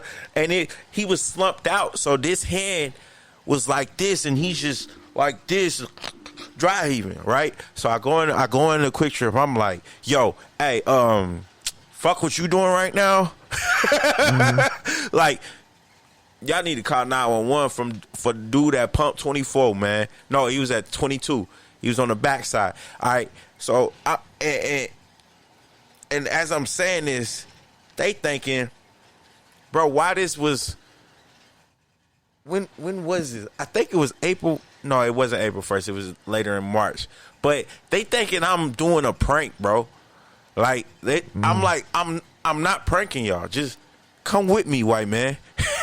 Like, just come with me real quick, bro. And he comes out there with me. He don't believe me. He sees the car and he's like, man, maybe this dude is serious.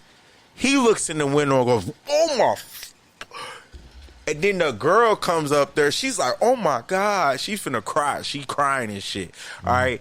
And I kind of videotaped some of it, but we knocked on the window and he wakes up. And it was like a zombie woke up, bro. It's like, and first thing he says is, I'm all right. Bro, we ain't even asked you if you was good yet, but are you good? Oh, yeah, I'm all right.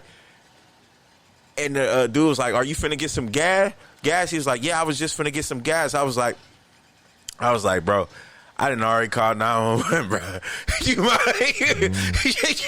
You might. Man, look, police pulled up. I was like, man, I was sorry. Hey, man, like, you did it. He was like, dude, you did the right thing, man. Like, dude need to go see somebody, man. Because I just seen this fucking arm, and my ass pulled out because I hope you got his arm on there. Well, so I couldn't. Let me show you what I got. I couldn't put all that on there. You know what I mean? It was like, okay, let's see. Oh my God.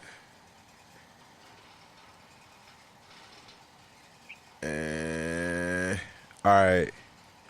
So it's called Crocodile. It's a painkiller mixed with paint thinner. It eats the body from the inside out. That's what it looks like.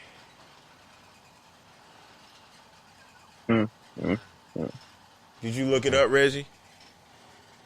No, I don't look it up. I'm just listening to your very graphic story. Look up crocodile. Look up Russia's flesh-eating drug crocodile. Yeah, it's crocodile. KROKODIL. All right, here's the video of me by the dude's car, bud. I try to put it in some of what I can get. This is the part where he woke up. He's trying to cover up his arm. You see it down there?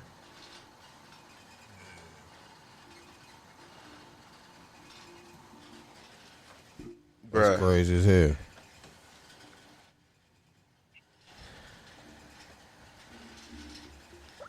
Hey, Tiffany, do you know what I'm talking about? Crocodile? Do you know about that painkiller? KRO? I guess they inject it. Did you look it up, Reggie? Yeah, I'm looking it up now. What, they get high off of it by injecting it? Yeah. And they mix it with pain thinner. Hell no. People will use Hell no. Yeah, Tiffany said, oh my. hey, man, just smoke a joint, dog. Oh my God. But, bro, I threw up in my fucking mouth, bro. Oh, man. Hey, you know what? I'm laughing at that, man. That shit ain't funny, man. It's funny, but it ain't funny. But people do stupid shit, man. We used to do stupid shit as kids, man. Yeah, man, I ain't injecting no paint. Look, bro, I'm telling you the stupid shit we used to do. This is while I was in high school. We didn't have access to the marijuana and things like that. We could drink in Europe, but we didn't have access to things to get you high. So we would go to what they call an apothec, and it's basically a medical store. What they call it here in the States. Athletic spray. You spray it on a big muscle and it freezes. I think biofreeze. Biofreeze. That's what they call it here. Back then in Germany, they called it ice spray. Right? And you take it, you spray it into a towel, and inhale it. Oh, like spray paint. Yeah, man. And inhale it. That's how we used to get high, bro. Fuck that. I was never that needed to get high, bro. Yeah, we did stupid shit, man. Like, I was, I swear I was. Hey, when I got introduced to weed, and that's all I need. Like, I think the most I ever went, I think I popped a pill or two.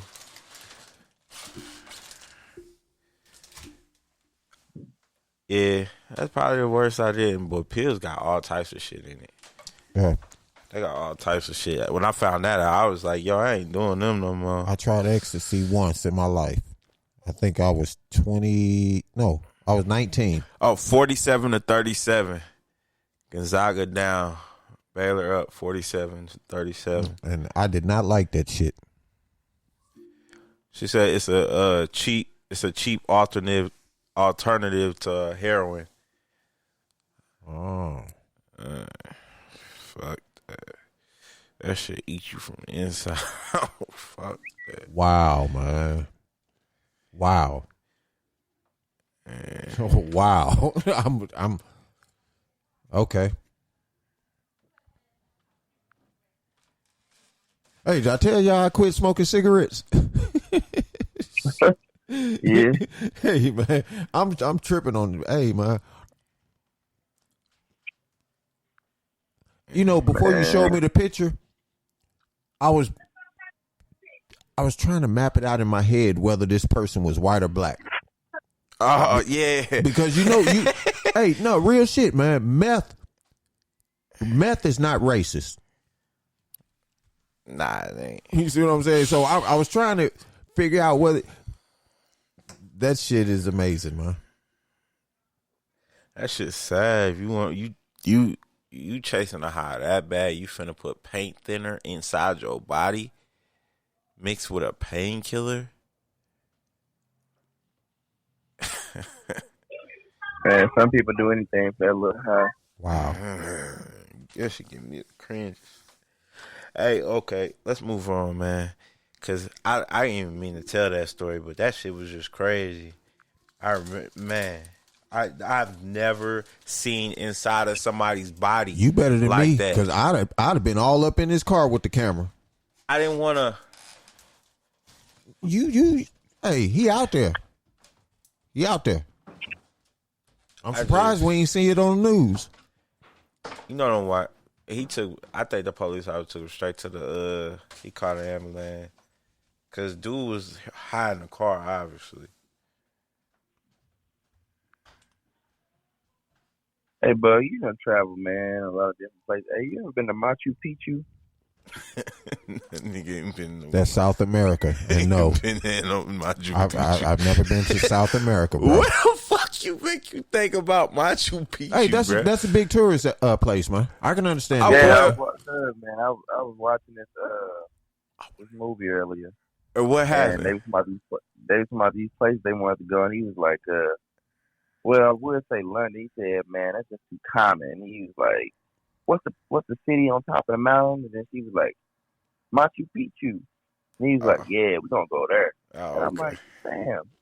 Wonder if I said, I'm going to ask you, brother, man, have you ever been to Machu Picchu? That's where the Mayans were.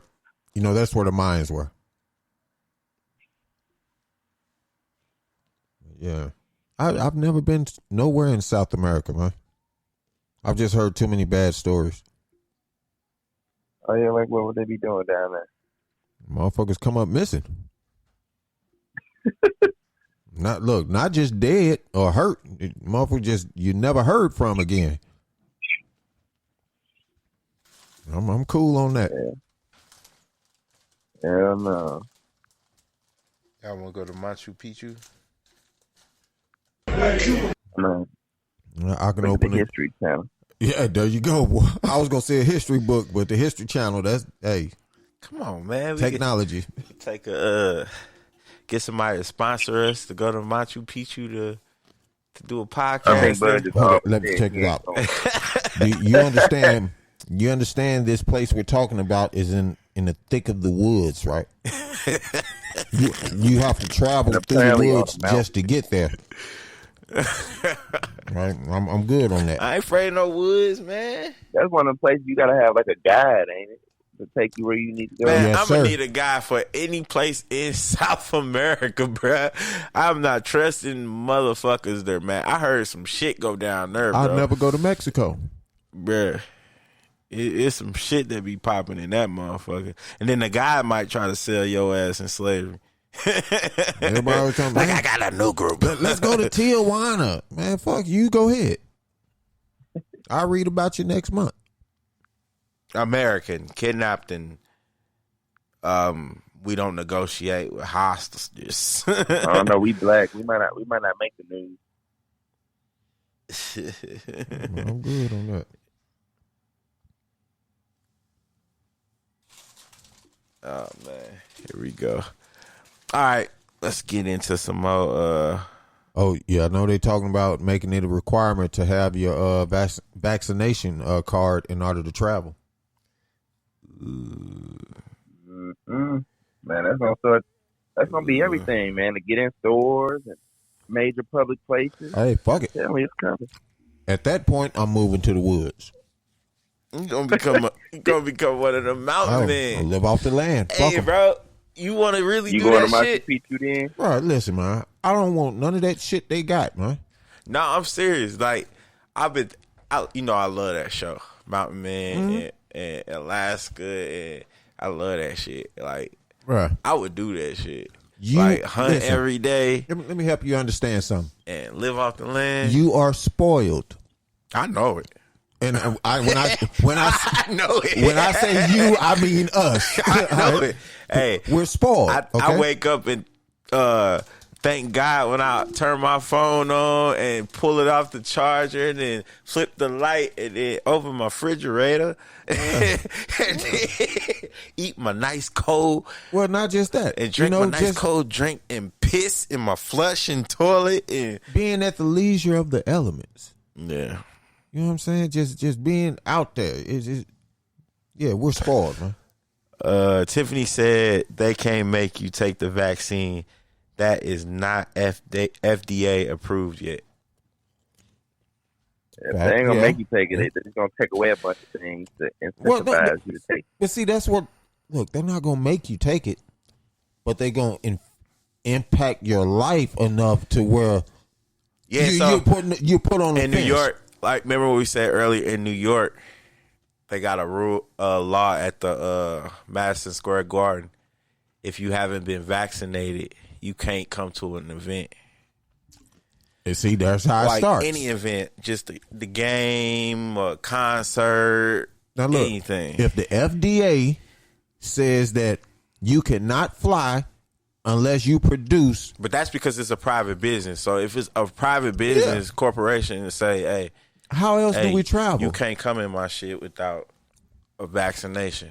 Now, if the FDA goes for it, that means all transport. You know what I'm saying? That's Transportation. not saying you can't. You could be out there without your vaccination. You can get in your car and go wherever you want. You just ain't getting on this train, this bus, this plane. That would be fucked up. That would be fucked up. Yeah, man. That's why I hate this country, man. Low key. Hey, man. I'm serious, man. We need to get rid No, of. I ain't talking about you. We need to get rid of the entire government and start over. Get rid of the government. Get rid of Clean all house. of them. Clean house. Get rid of all of them. Start over. I say, if the people in position now, just so we don't have to do a whole new election, if they're all willing to erase all them stupid bills and laws that are pointed towards. You talking the perfect world. I'm just saying, if they were willing to do that shit, like, man, these old racist motherfuckers. hey, let's make it according to now. You see what they doing in Georgia, man? Oh, shit, yeah, that's what I was gonna bring up next. they done moved the World Series because these motherfuckers are moving backwards. Yeah. Hey, kudos to baseball. I was just finna say that, man. Big props to the MLB. Yeah, kudos to them, man. That's dope for them, man. They like, fuck that. Okay, y'all want to be on that? Now they all over the news voter crying and shit. We're losing X amount of billions of dollars, motherfucker. Y'all sitting and tried to go back to being a racist ass state. Mm-hmm. What if they bring the World Series back here? To St. Louis? Yeah. That's why they built Ballpark Village, and now they got it bigger and better. Oh. That'd be nice. Because remember, we had a recent World Series here. Right. I don't know. When it was first built in Ballpark Village. They got to say COVID is non-existent. Because otherwise, I ain't coming out the house, man. It was dope, too. That World Series, boy. It was hella money in the city, boy. Like, I think I was working at Finish Line at that time. I do believe. It was motherfuckers. Was I still in the Army? No, I was living in I don't Kentucky. think it was that long ago. You was in Kentucky. It wasn't that long ago. I was here. When was that was 2012. It wasn't 2012. No, we won in 2011, dude. No, I'm talking about when the World Series was hosted here.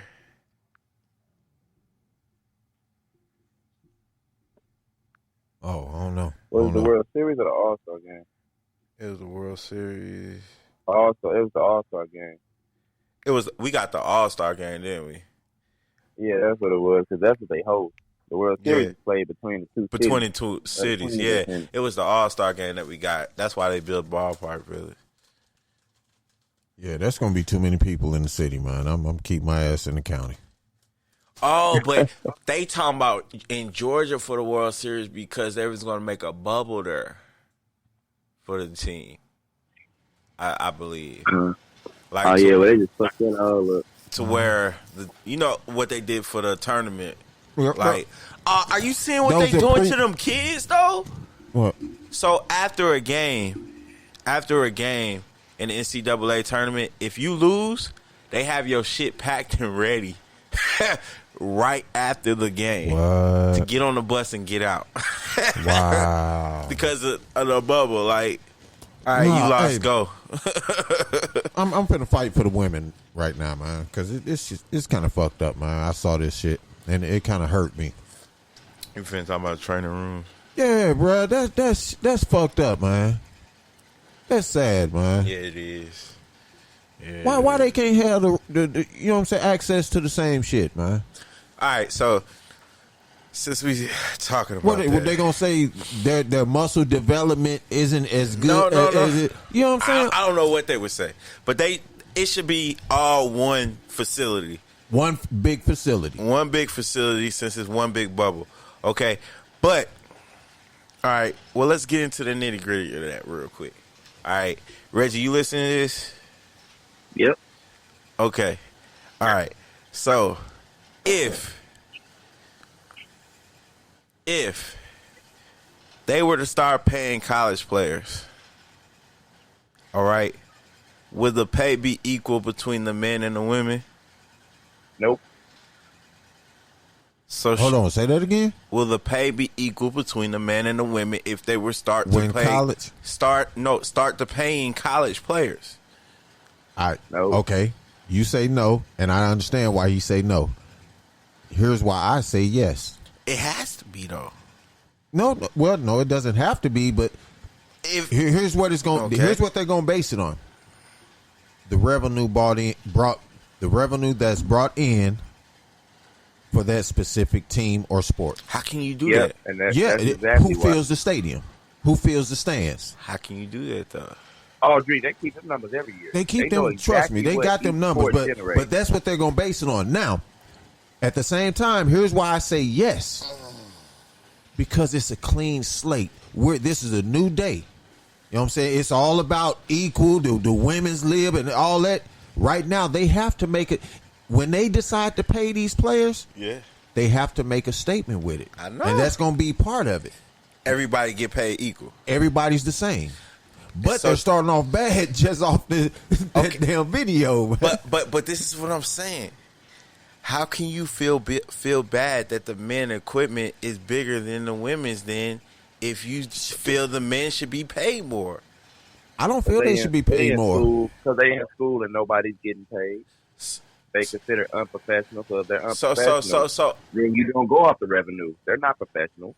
Doesn't matter what they that's generate. that's what I'm saying. But all right, so Reggie, since you feel that way, so if they next year they were to start paying the players and the women's facilities weren't as good as the men's, it would be no problem.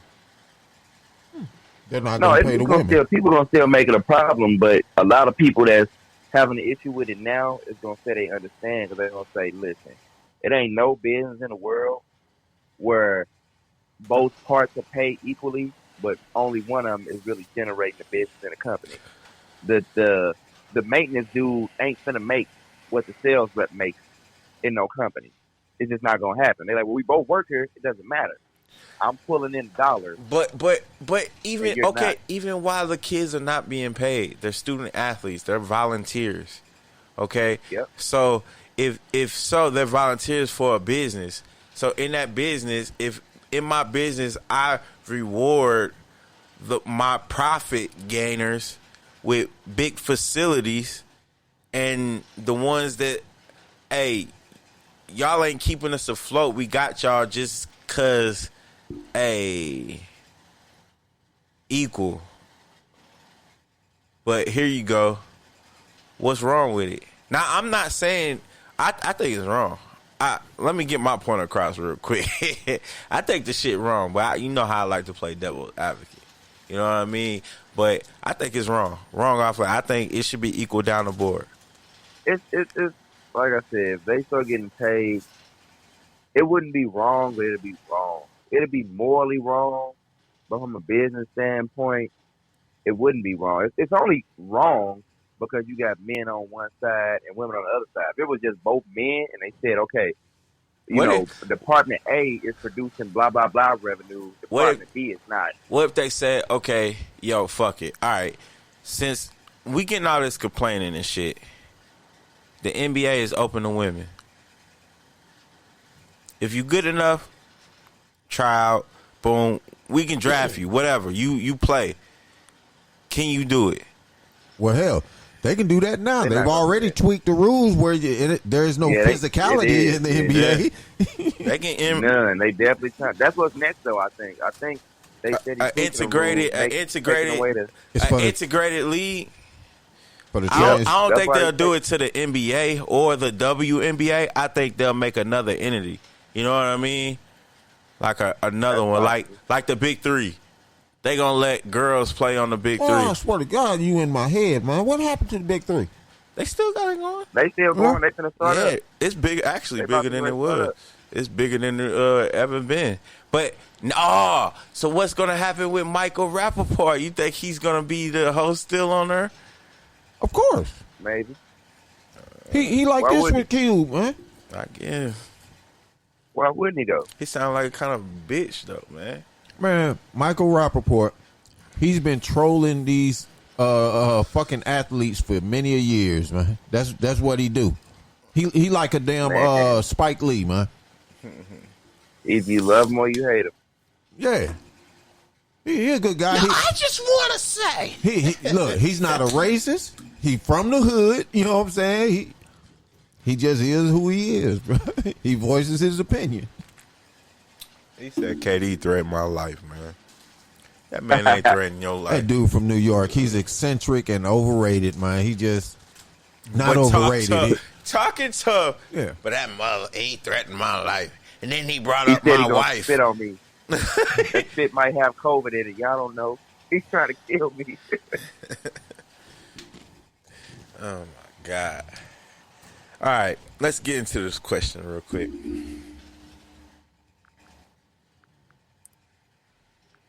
check out this game real quick. 55-41.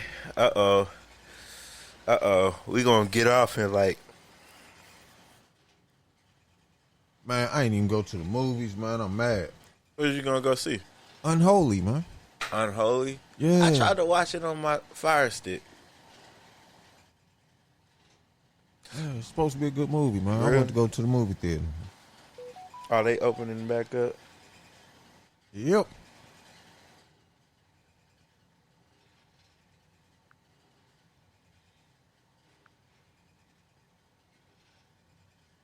You was gonna go in there and chill, man.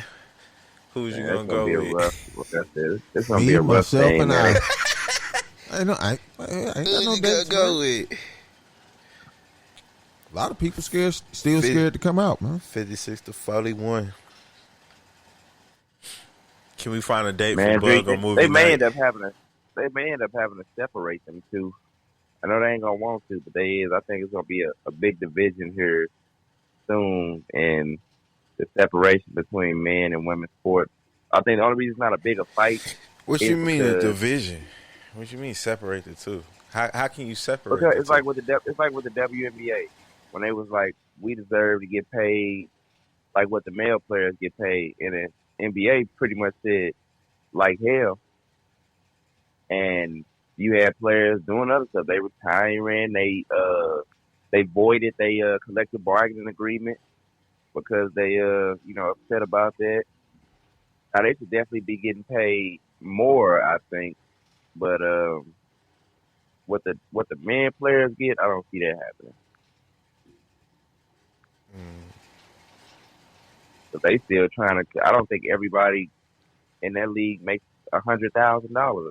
You know, they still in like the tens of thousands. Now I think that should probably be a little bit better than what it is. But like nobody in that league is about to make 35 million, 40 million a year. You talking about an NBA? A WNBA? WNBA. That's not gonna happen. Who's the highest paid WNBA? I don't know, man. They got an eighth grader that I think it's Griner. Brittany Griner. I think she's the highest paid. Is she making millions? Nah. It's just See, 100,000. That's sad, right? That right there says a lot about the. Is it Brittany Griner? Reggie, you looking it up? Yeah, I'm looking at that.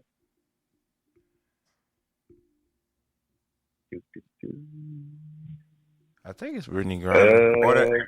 Or that look. It Or says that, in 2020, the highest paid or that white WNBA girl. players are Sue Bird, Sue DeWanna Bird. Bonner, Liz Cambage, Elena Dell Don, Skylar Diggins Smith, Brittany Griner, and Emma, I want to say her last name wrong, Messerman. These 7 players will each earn a base supermax salary of $215,000 for the 2020 WNBA season. That's a slap in the damn face, dog. They can't even live on that. The base max salary is $185,000. The salary cap, which is regarded as a hard cap, is $1.3 million. That's the cap for their team. Oh, damn. That ain't shit, That's boy. that bullshit, bro. That's one veteran You know minimum. what? That's a veteran minimum. Nah, That's you not can't- even the veteran minimum for real. That's Yeah. like They go overseas and make the that. veteran minimum. Man, And okay, I'm with the women. They need some more money, man. they need to pay them athletes, man. Damn. You really playing for the love of the game. Real talk, because you ain't getting nothing from it. Nah, they be drama. You in public light, city to city. Because if you do something stupid and you associate with the WNBA, you can lose it. It's big. You know what I mean? But if you do something good, it ain't that big.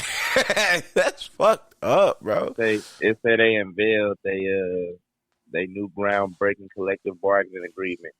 It was unveiled by the WNBA PA, the WNBA Board of Governors, and WNBA Commissioner Kathy Engelbert. This past January boosts base salaries and provides extra earning opportunities for WNBA players. Max and Supermax players are set to receive an annual 3% salary bump And by 2027, the salary cap will have grown incrementally by nearly $300,000. So they gonna get $500,000. And I think they got better insurance too. Man, yeah. I don't know. What would it take to boost? I'm telling you, if they lower the goal to 9.5 or 9 feet and let them girls get nasty on them rims, 360, boom, boom, boom. The girls don't want to do it, though. They want to stay on the level field with the men. You know what I mean? They don't want to discredit what they're doing, but it's going. Then they need to fill the stadiums. That's what I'm saying, bro. They got to figure out the way.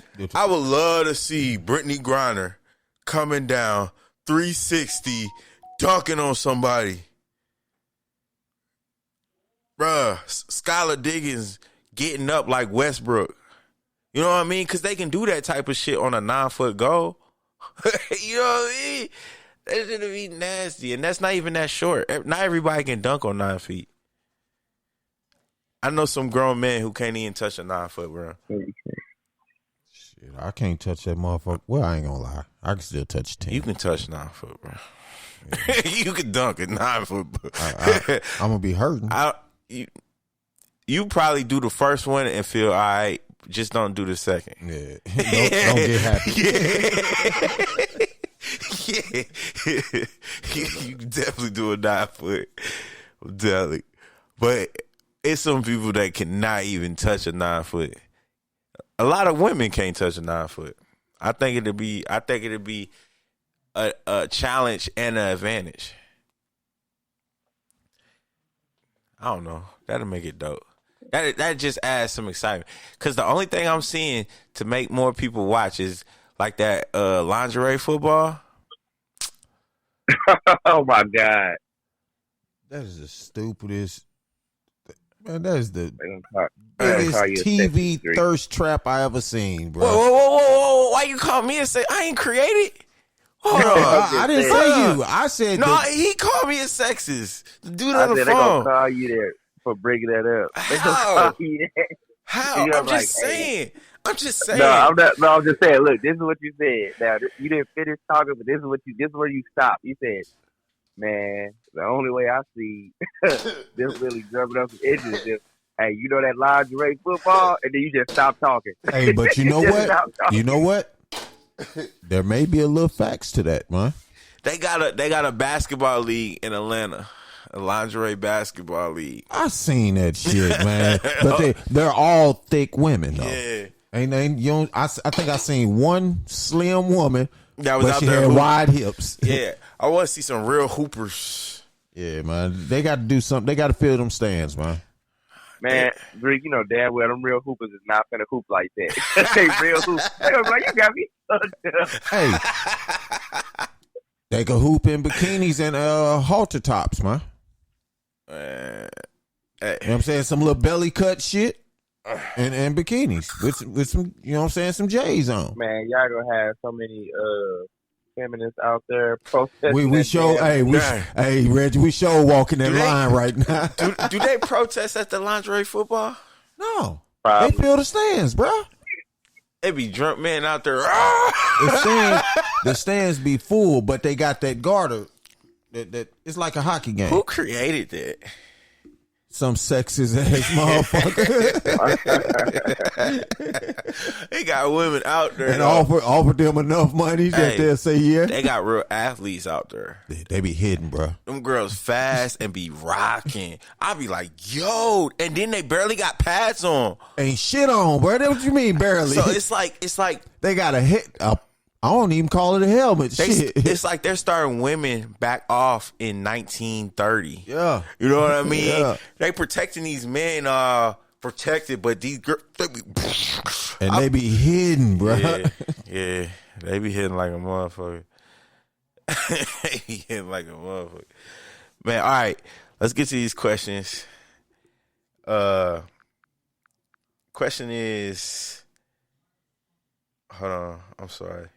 I keep looking at this Baylor game. Last update real quick. 58-47. 14 minutes left. Ugh. All right, craziest thing someone asked you to do in bed. What? The craziest thing someone asked you to do in bed. Oh, we're referring to some form of sex act. Answer the question, Reggie. Why me? Answer the question, but somebody answer the question. I'm waiting on the rebuttal. I ain't gotta answer the question. The craziest thing someone's asked me to do in bed. Yes, that's the question. Don't ask me back nothing. Well, I had to clarify that I was hearing the question right. Yeah, you heard that. You just repeated it.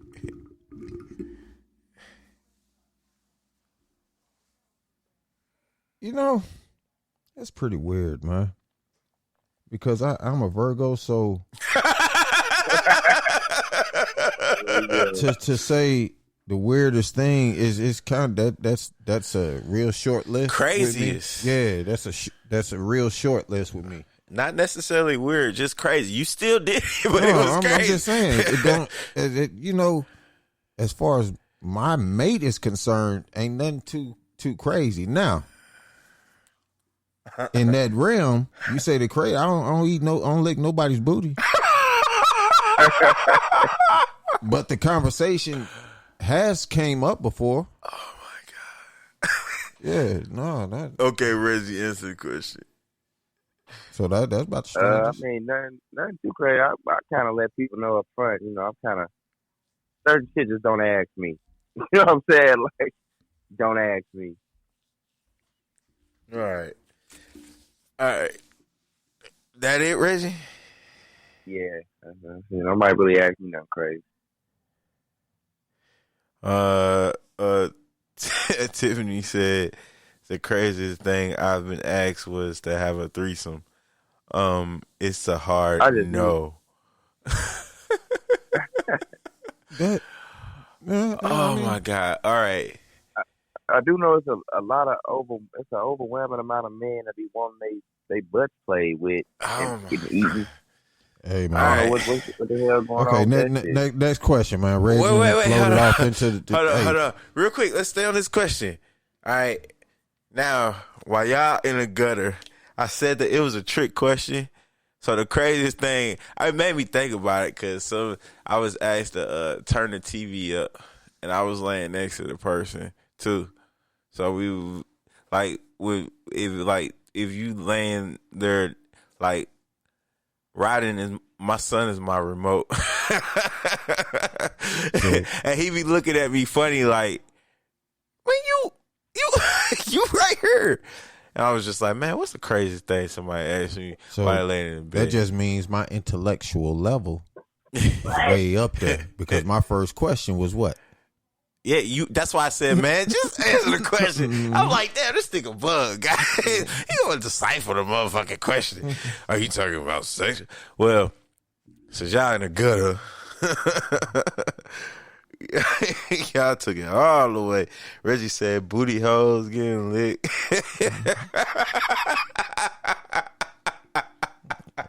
I'm just. Look, said I ain't eating no booty. Tiffany said no threesomes. What you get asked, Street? I said to turn the damn TV up. Can you turn the TV up with we both laying there? That's crazy as hell. Like we both there. Yeah, that's the craziest thing somebody. Cause that's why I said y'all took it to the gutter. I was just talking about something crazy. See, all right, now look at this. When I posted the question, my little cousin said, pass them the remote and it's in the bed right next to both of them. That's crazy. I said to him, I said, you understood the question. You didn't take it to the gutter.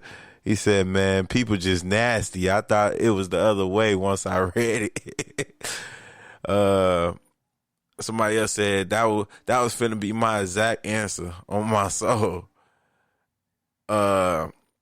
Latoya, my cousin, said, damn, my mind went elsewhere with this question. Oreo said, "Scoot over." Jemiah, well, to the defense, after they probably read these comments, they was like, "Oh, okay, they not talking about sexual." Cause right here they just went. They went the other way. They said, "Can you turn over so I can sleep?" Like what?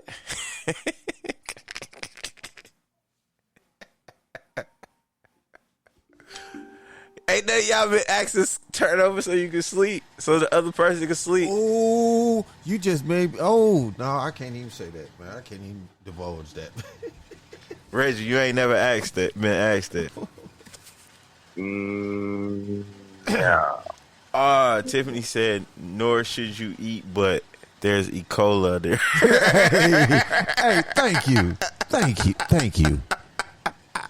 That shit is just wrong all the way around, man. What you say? Tiffany said, "Nor should you eat, but there's E. coli there." It's just fine, man. Man, what is up with that? That needs to be a question we posed. Hey, What the hell wrong with these niggas? I like to rebuttal my answer. Oh God, what? No, because this is Go kind ahead. of it's kind of weird. Well, this is on the strange scale.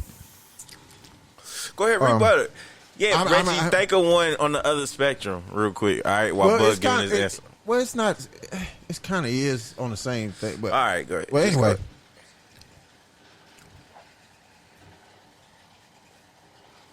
I'm trying to put it out there without disclosing. Okay. Oh my God. Well, there was a time when I lived with someone, Okay. or we lived together, and Okay.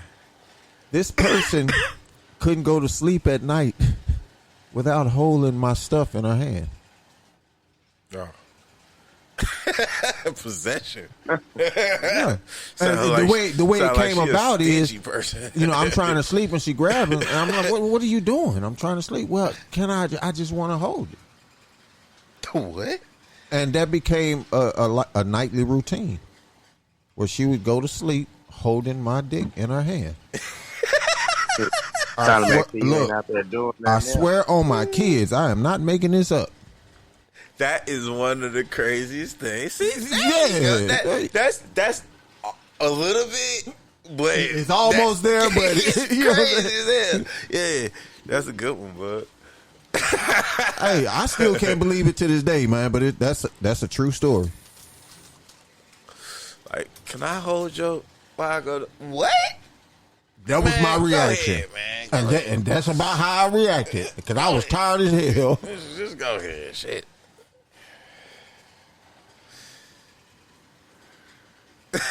Damn, it got quiet in the motherfucker. Because Tiffany said I'm hollering so loud. Yeah, that's some You done weird. woke the whole That's some floor weird up. shit, man. Yeah. Oh my God. All right, Reggie, you think another one? Nah, man, most times, man. I just don't go to sleep. I'm hard. Ray, that hard nigga to Reggie a find. hard sleeper, bro. He be over here like this. Sometimes he be Yeah, Reggie, hey, these are all facts. For you listeners that don't know, Reggie do be sleep on part of the shows.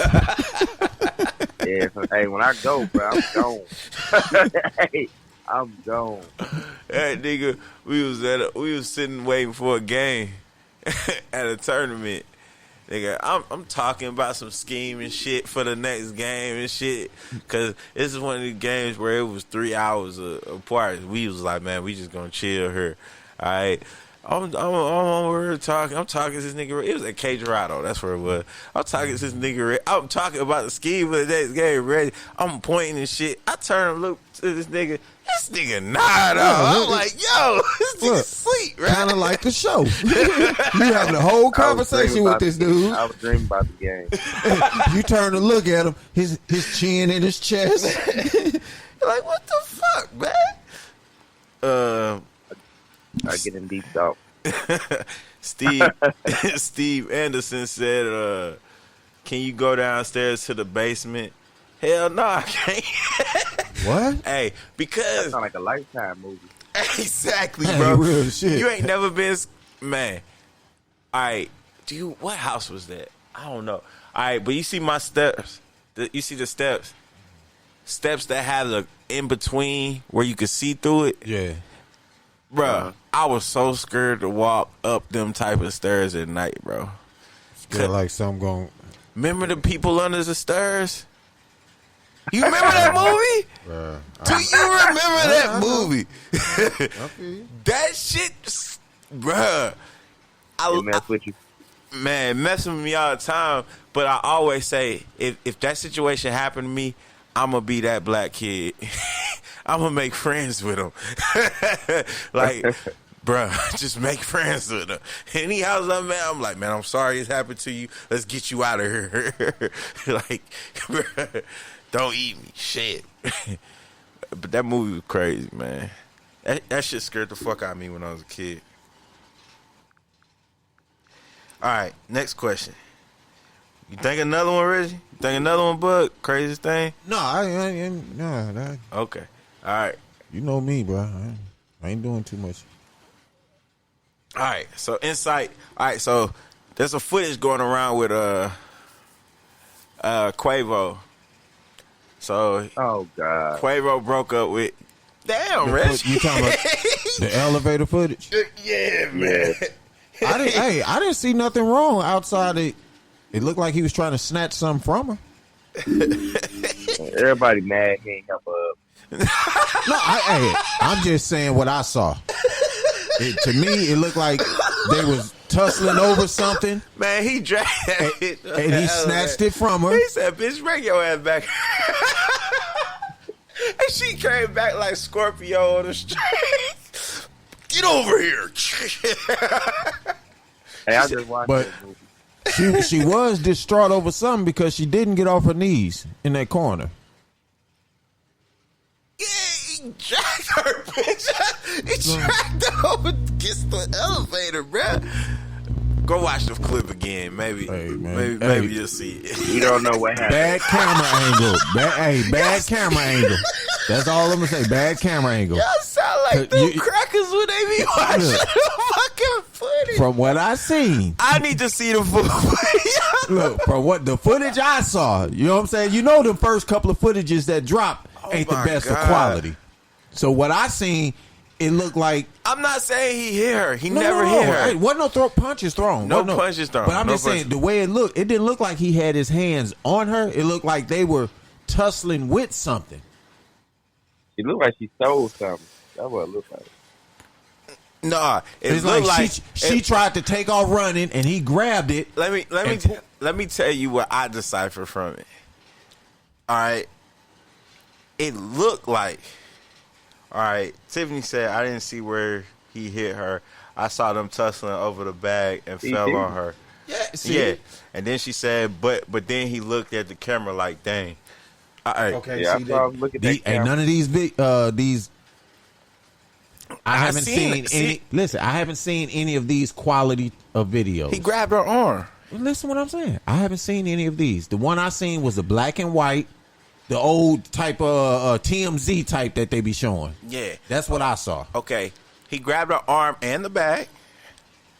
What I deciphered from it was she was trying to leave his loft, and he was like, "You ain't going nowhere," and was snatching the bag so he wouldn't put her hands on her.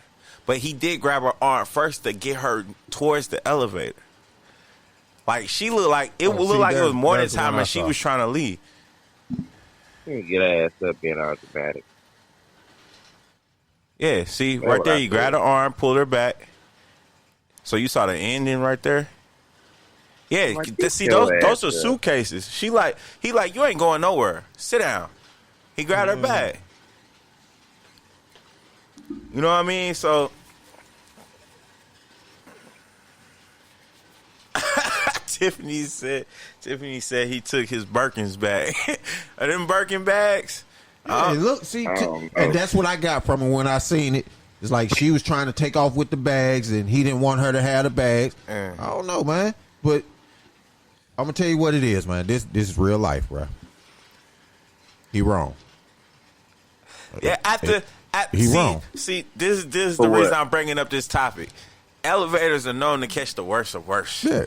We got Ray Rice. We got You spit Jay on Ray Z. Rice. We got Jay Z, huh? She spit on Ray Rice. He needed to get punched right in the face for that. Look, He beat the fuck out of her, bro.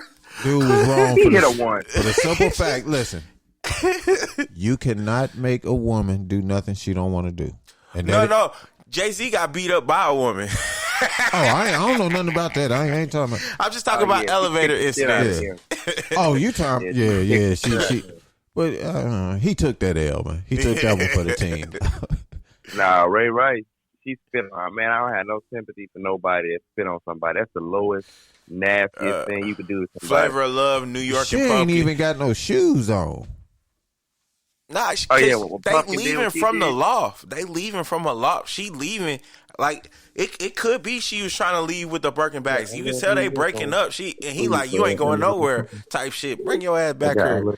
Keep my bags right here. But that's borderline kidnapping. He probably gonna be good. Yeah, he got money. He gonna pay. All right, no, but the reason I brought it up, elevator incidents, is because, all right, let's say TMZ leaked Joe footage. What did they catch you doing? What? Let's say TMZ leaked your footage of you in the elevator. What are you doing in the elevator, but you not famous enough that you've done in the elevator before that they have not leaked? Nothing. Nothing. I don't trust elevators like that. Exactly. Yeah, I ain't nothing. No. I done done some shit in the elevator. I don't play in elevators. Somebody caught me doing something. I ain't want to get Okay. I didn't do so. Yeah. Man, Elevator. I done pissed on the elevator before. Drake, you nasty as hell. I have, bro. That is nasty as hell. I done pissed. I was drunk as fuck. Downtown. I done pissed on the elevator before. Oh man, see. I put the cup down. The cup down. I tried to pee. I was peeing in the cup. It was the fucking the parking lot elevator. I put the cup down. I'm trying to piss in the cup. Big bro, I feel like you got a lot of terribly nasty stories from dealing with your younger brother and his partying days. I feel like you done picked him up and dragged his ass different places, day and night. He's like, Rocky, I'm gonna fuck you up. Not I a feel whole, like that's Not a whole lot. not a whole lot. A a couple. lot of times. We got a Every couple. time it happened, that next day, he's like, Rocky, I'm gonna fuck you up. Hey, that's why I don't party no more, bruh. I don't do that shit no more. If Drake was getting introduced to the But party, I went from 100 to 20, 10 real Yeah, quick. you single digit. Bud would be the one introducing him on the stage until retirement party for partying. Oh my God. I just want to let everybody know I'm through partying. My brother helped me come to this decision. No, that's how I got my name, man. I was the bodyguard. Man, Never I went feel out like you got a lot of stories about stuff that Drake done got you into. I feel like we had a segment about that. You would take the whole hour, like, and let me tell you about the other time he got drunk. And I had to drag he done shit on himself, and I had to drag him up. I ain't never shit on myself now. I probably threw up on myself. He done threw up all over himself. He done pissed his pants. I didn't throw up on the dance floor down there. Oh my God, dude. Yep. Bro, you need to know your limit. I was laid down. I was laid out at the loft. You remember the loft? Mm-hmm. He's like, I'm trying to forget the loft, Rocky. Remember the loft? I don't want nothing to do with the loft. Man, I used to clown in that motherfucker, man. Oh my God, bro. Oh my God, them days. I'm so glad I'm done with them days. People probably remember me and I don't remember a face. Bro, you need to know. You sound like you was a man that didn't know your limit. Oh my God. Them Did you used to at least warn them? them bottles of Moet, them must creep up on you, bro. All them cats Did you used to try get to warn him, big bro? You try to warn him, be like, man, hey, Rocky, man, he's gone. Nah, Gone, Bug better ain't do try to it, warn man. shit. He knew he was the designated driver. We getting fucked up. Bug driving, yeah. And Bug gonna take his one little cup, one little beer, and coast it the whole night. Man, I used to be an alcoholic, man. I don't even drink like that, man. Drinking that mug, yelling spring break every fucking party. Spring break! Man, them days is over, man. You gotta grow up, everybody. You gotta grow up. All right. Yeah. I have fun on the elevators. Sound like you don't find nobody want to get on them I don't know elevator. what sport. Angel, your sister was clowning me. Who? Somebody said so. I think I was trying to give Justin that damn bottle. He was mixing a drink, and I said, "You making a drink?" He said, "Yeah." I said, "Well, damn, if you want some liquor, I got some liquor in the car." It's like, "Well, what the hell you doing with liquor? You don't even drink." And I gave him the story how, a year ago we went camping in Chicago, and I bought me a little half a pint of Remy Martin, and I still got that damn bottle. True shit. The only thing missing from that bottle is the glass I poured while we was out there camping. Okay. Before we end it, all right. So who y'all think gonna win? Well, all right. Everybody already saying who won and who didn't, but the footage ain't out. This St. Louis radio podcast. So we gotta talk about a St. Louis cat, Hitman Holla. Shout out to the homeboy. All right, he had a big battle against Cassidy. Who y'all think gonna win? Now I'm a Cassidy fan. Yeah, Cassidy the dude, man. As far as I'm the hip hop scene, I'm a lyricist fan. I'm a lyricist fan. So I really want to check out the battle. I didn't pay for no pay per view. The homeboys went to Atlanta to go check it out. I could have been there. I had basketball duties. I went to the last battle. Wasn't it when that was Sunday? Yeah, it was Sunday. It was Saturday. Saturday. It was Saturday. It was Saturday night. Yeah, man. I'm with the hometown, man. Cassidy, he that dude, man. But fuck Cassidy, man. I'm with the hometown. I ain't gonna say fuck Cassidy. Hey, man. This rap beef, man. I just want to see the battle. I want to see it. I want to see, because I understand where battle rap is right now, and I understand where it was. So I can hear Cassidy flow and see the quality of it, and I can understand Hitman flow and see the quality of it, because it is about theatrics now. Here's the catch, I like though. that shit. I like when Jalen come out. The Cassidy come from show me. Yeah. But here's the thing. Show out. Cassidy come from way before. You know what I'm saying? Yeah. So it's like he already got his foot in it. It's up to him to basically out rap him, man. He have to come with it. To me, I don't think it has to be less of the theatrics and more of, the actual battle rap. The theatrics is cool for everything he's been doing. You know what I'm saying? But for this one, because of the caliber of motherfucker he dealing with, because Cassidy, from what I understand, Cassidy is a cold motherfucking battle rapper. Well, everybody's saying Cassidy was boring and Hitman Holla won, but like I said, I'm in St. Louis, so I'm gonna see a lot of St. Louis opinions. Yeah, it may be different opinions in Philly, because Cassidy posted. Hold on, let me get to it. Well, like I said, they did that was smart about it was they really ain't got no damn judges. They just got somebody there to make sure the shit don't get out of hand. Man. So they leave everything solely up to opinion. Yeah, the public opinion. Everybody in the public just making an opinion. Yeah. Cassidy posted, he's not the best. He's not in the best condition. Pray for Hitman Holla. He's not in the best condition. He got beat bad last night. Bars is back. GOAT game. That's what Cassidy said. He said Hitman got 3-0'd. Damn. And Hitman said he 3-0 Cassidy. Yeah, man. Of course, each other gonna say that. All right, real quick question before we go. Oh, go ahead. No, bro. I was just gonna say we're gonna have to give it about a week before we find out what's really real. Yeah, and then we gonna really. I want everybody to watch it for themselves, and then we gonna talk about it for real. Even though everybody gonna have their opinion, they gonna drop it quick. They should. They didn't make as much money as they probably gonna make off. I personally think they're gonna hype it up.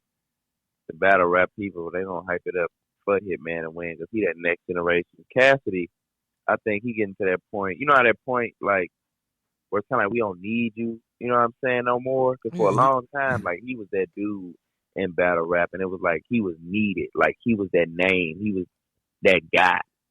But now it's like, all right, we need to transition to that next generation. Like, you're not needed no more. They done became their own little situation, their own little brand. It's like, all right, you with the old guard now.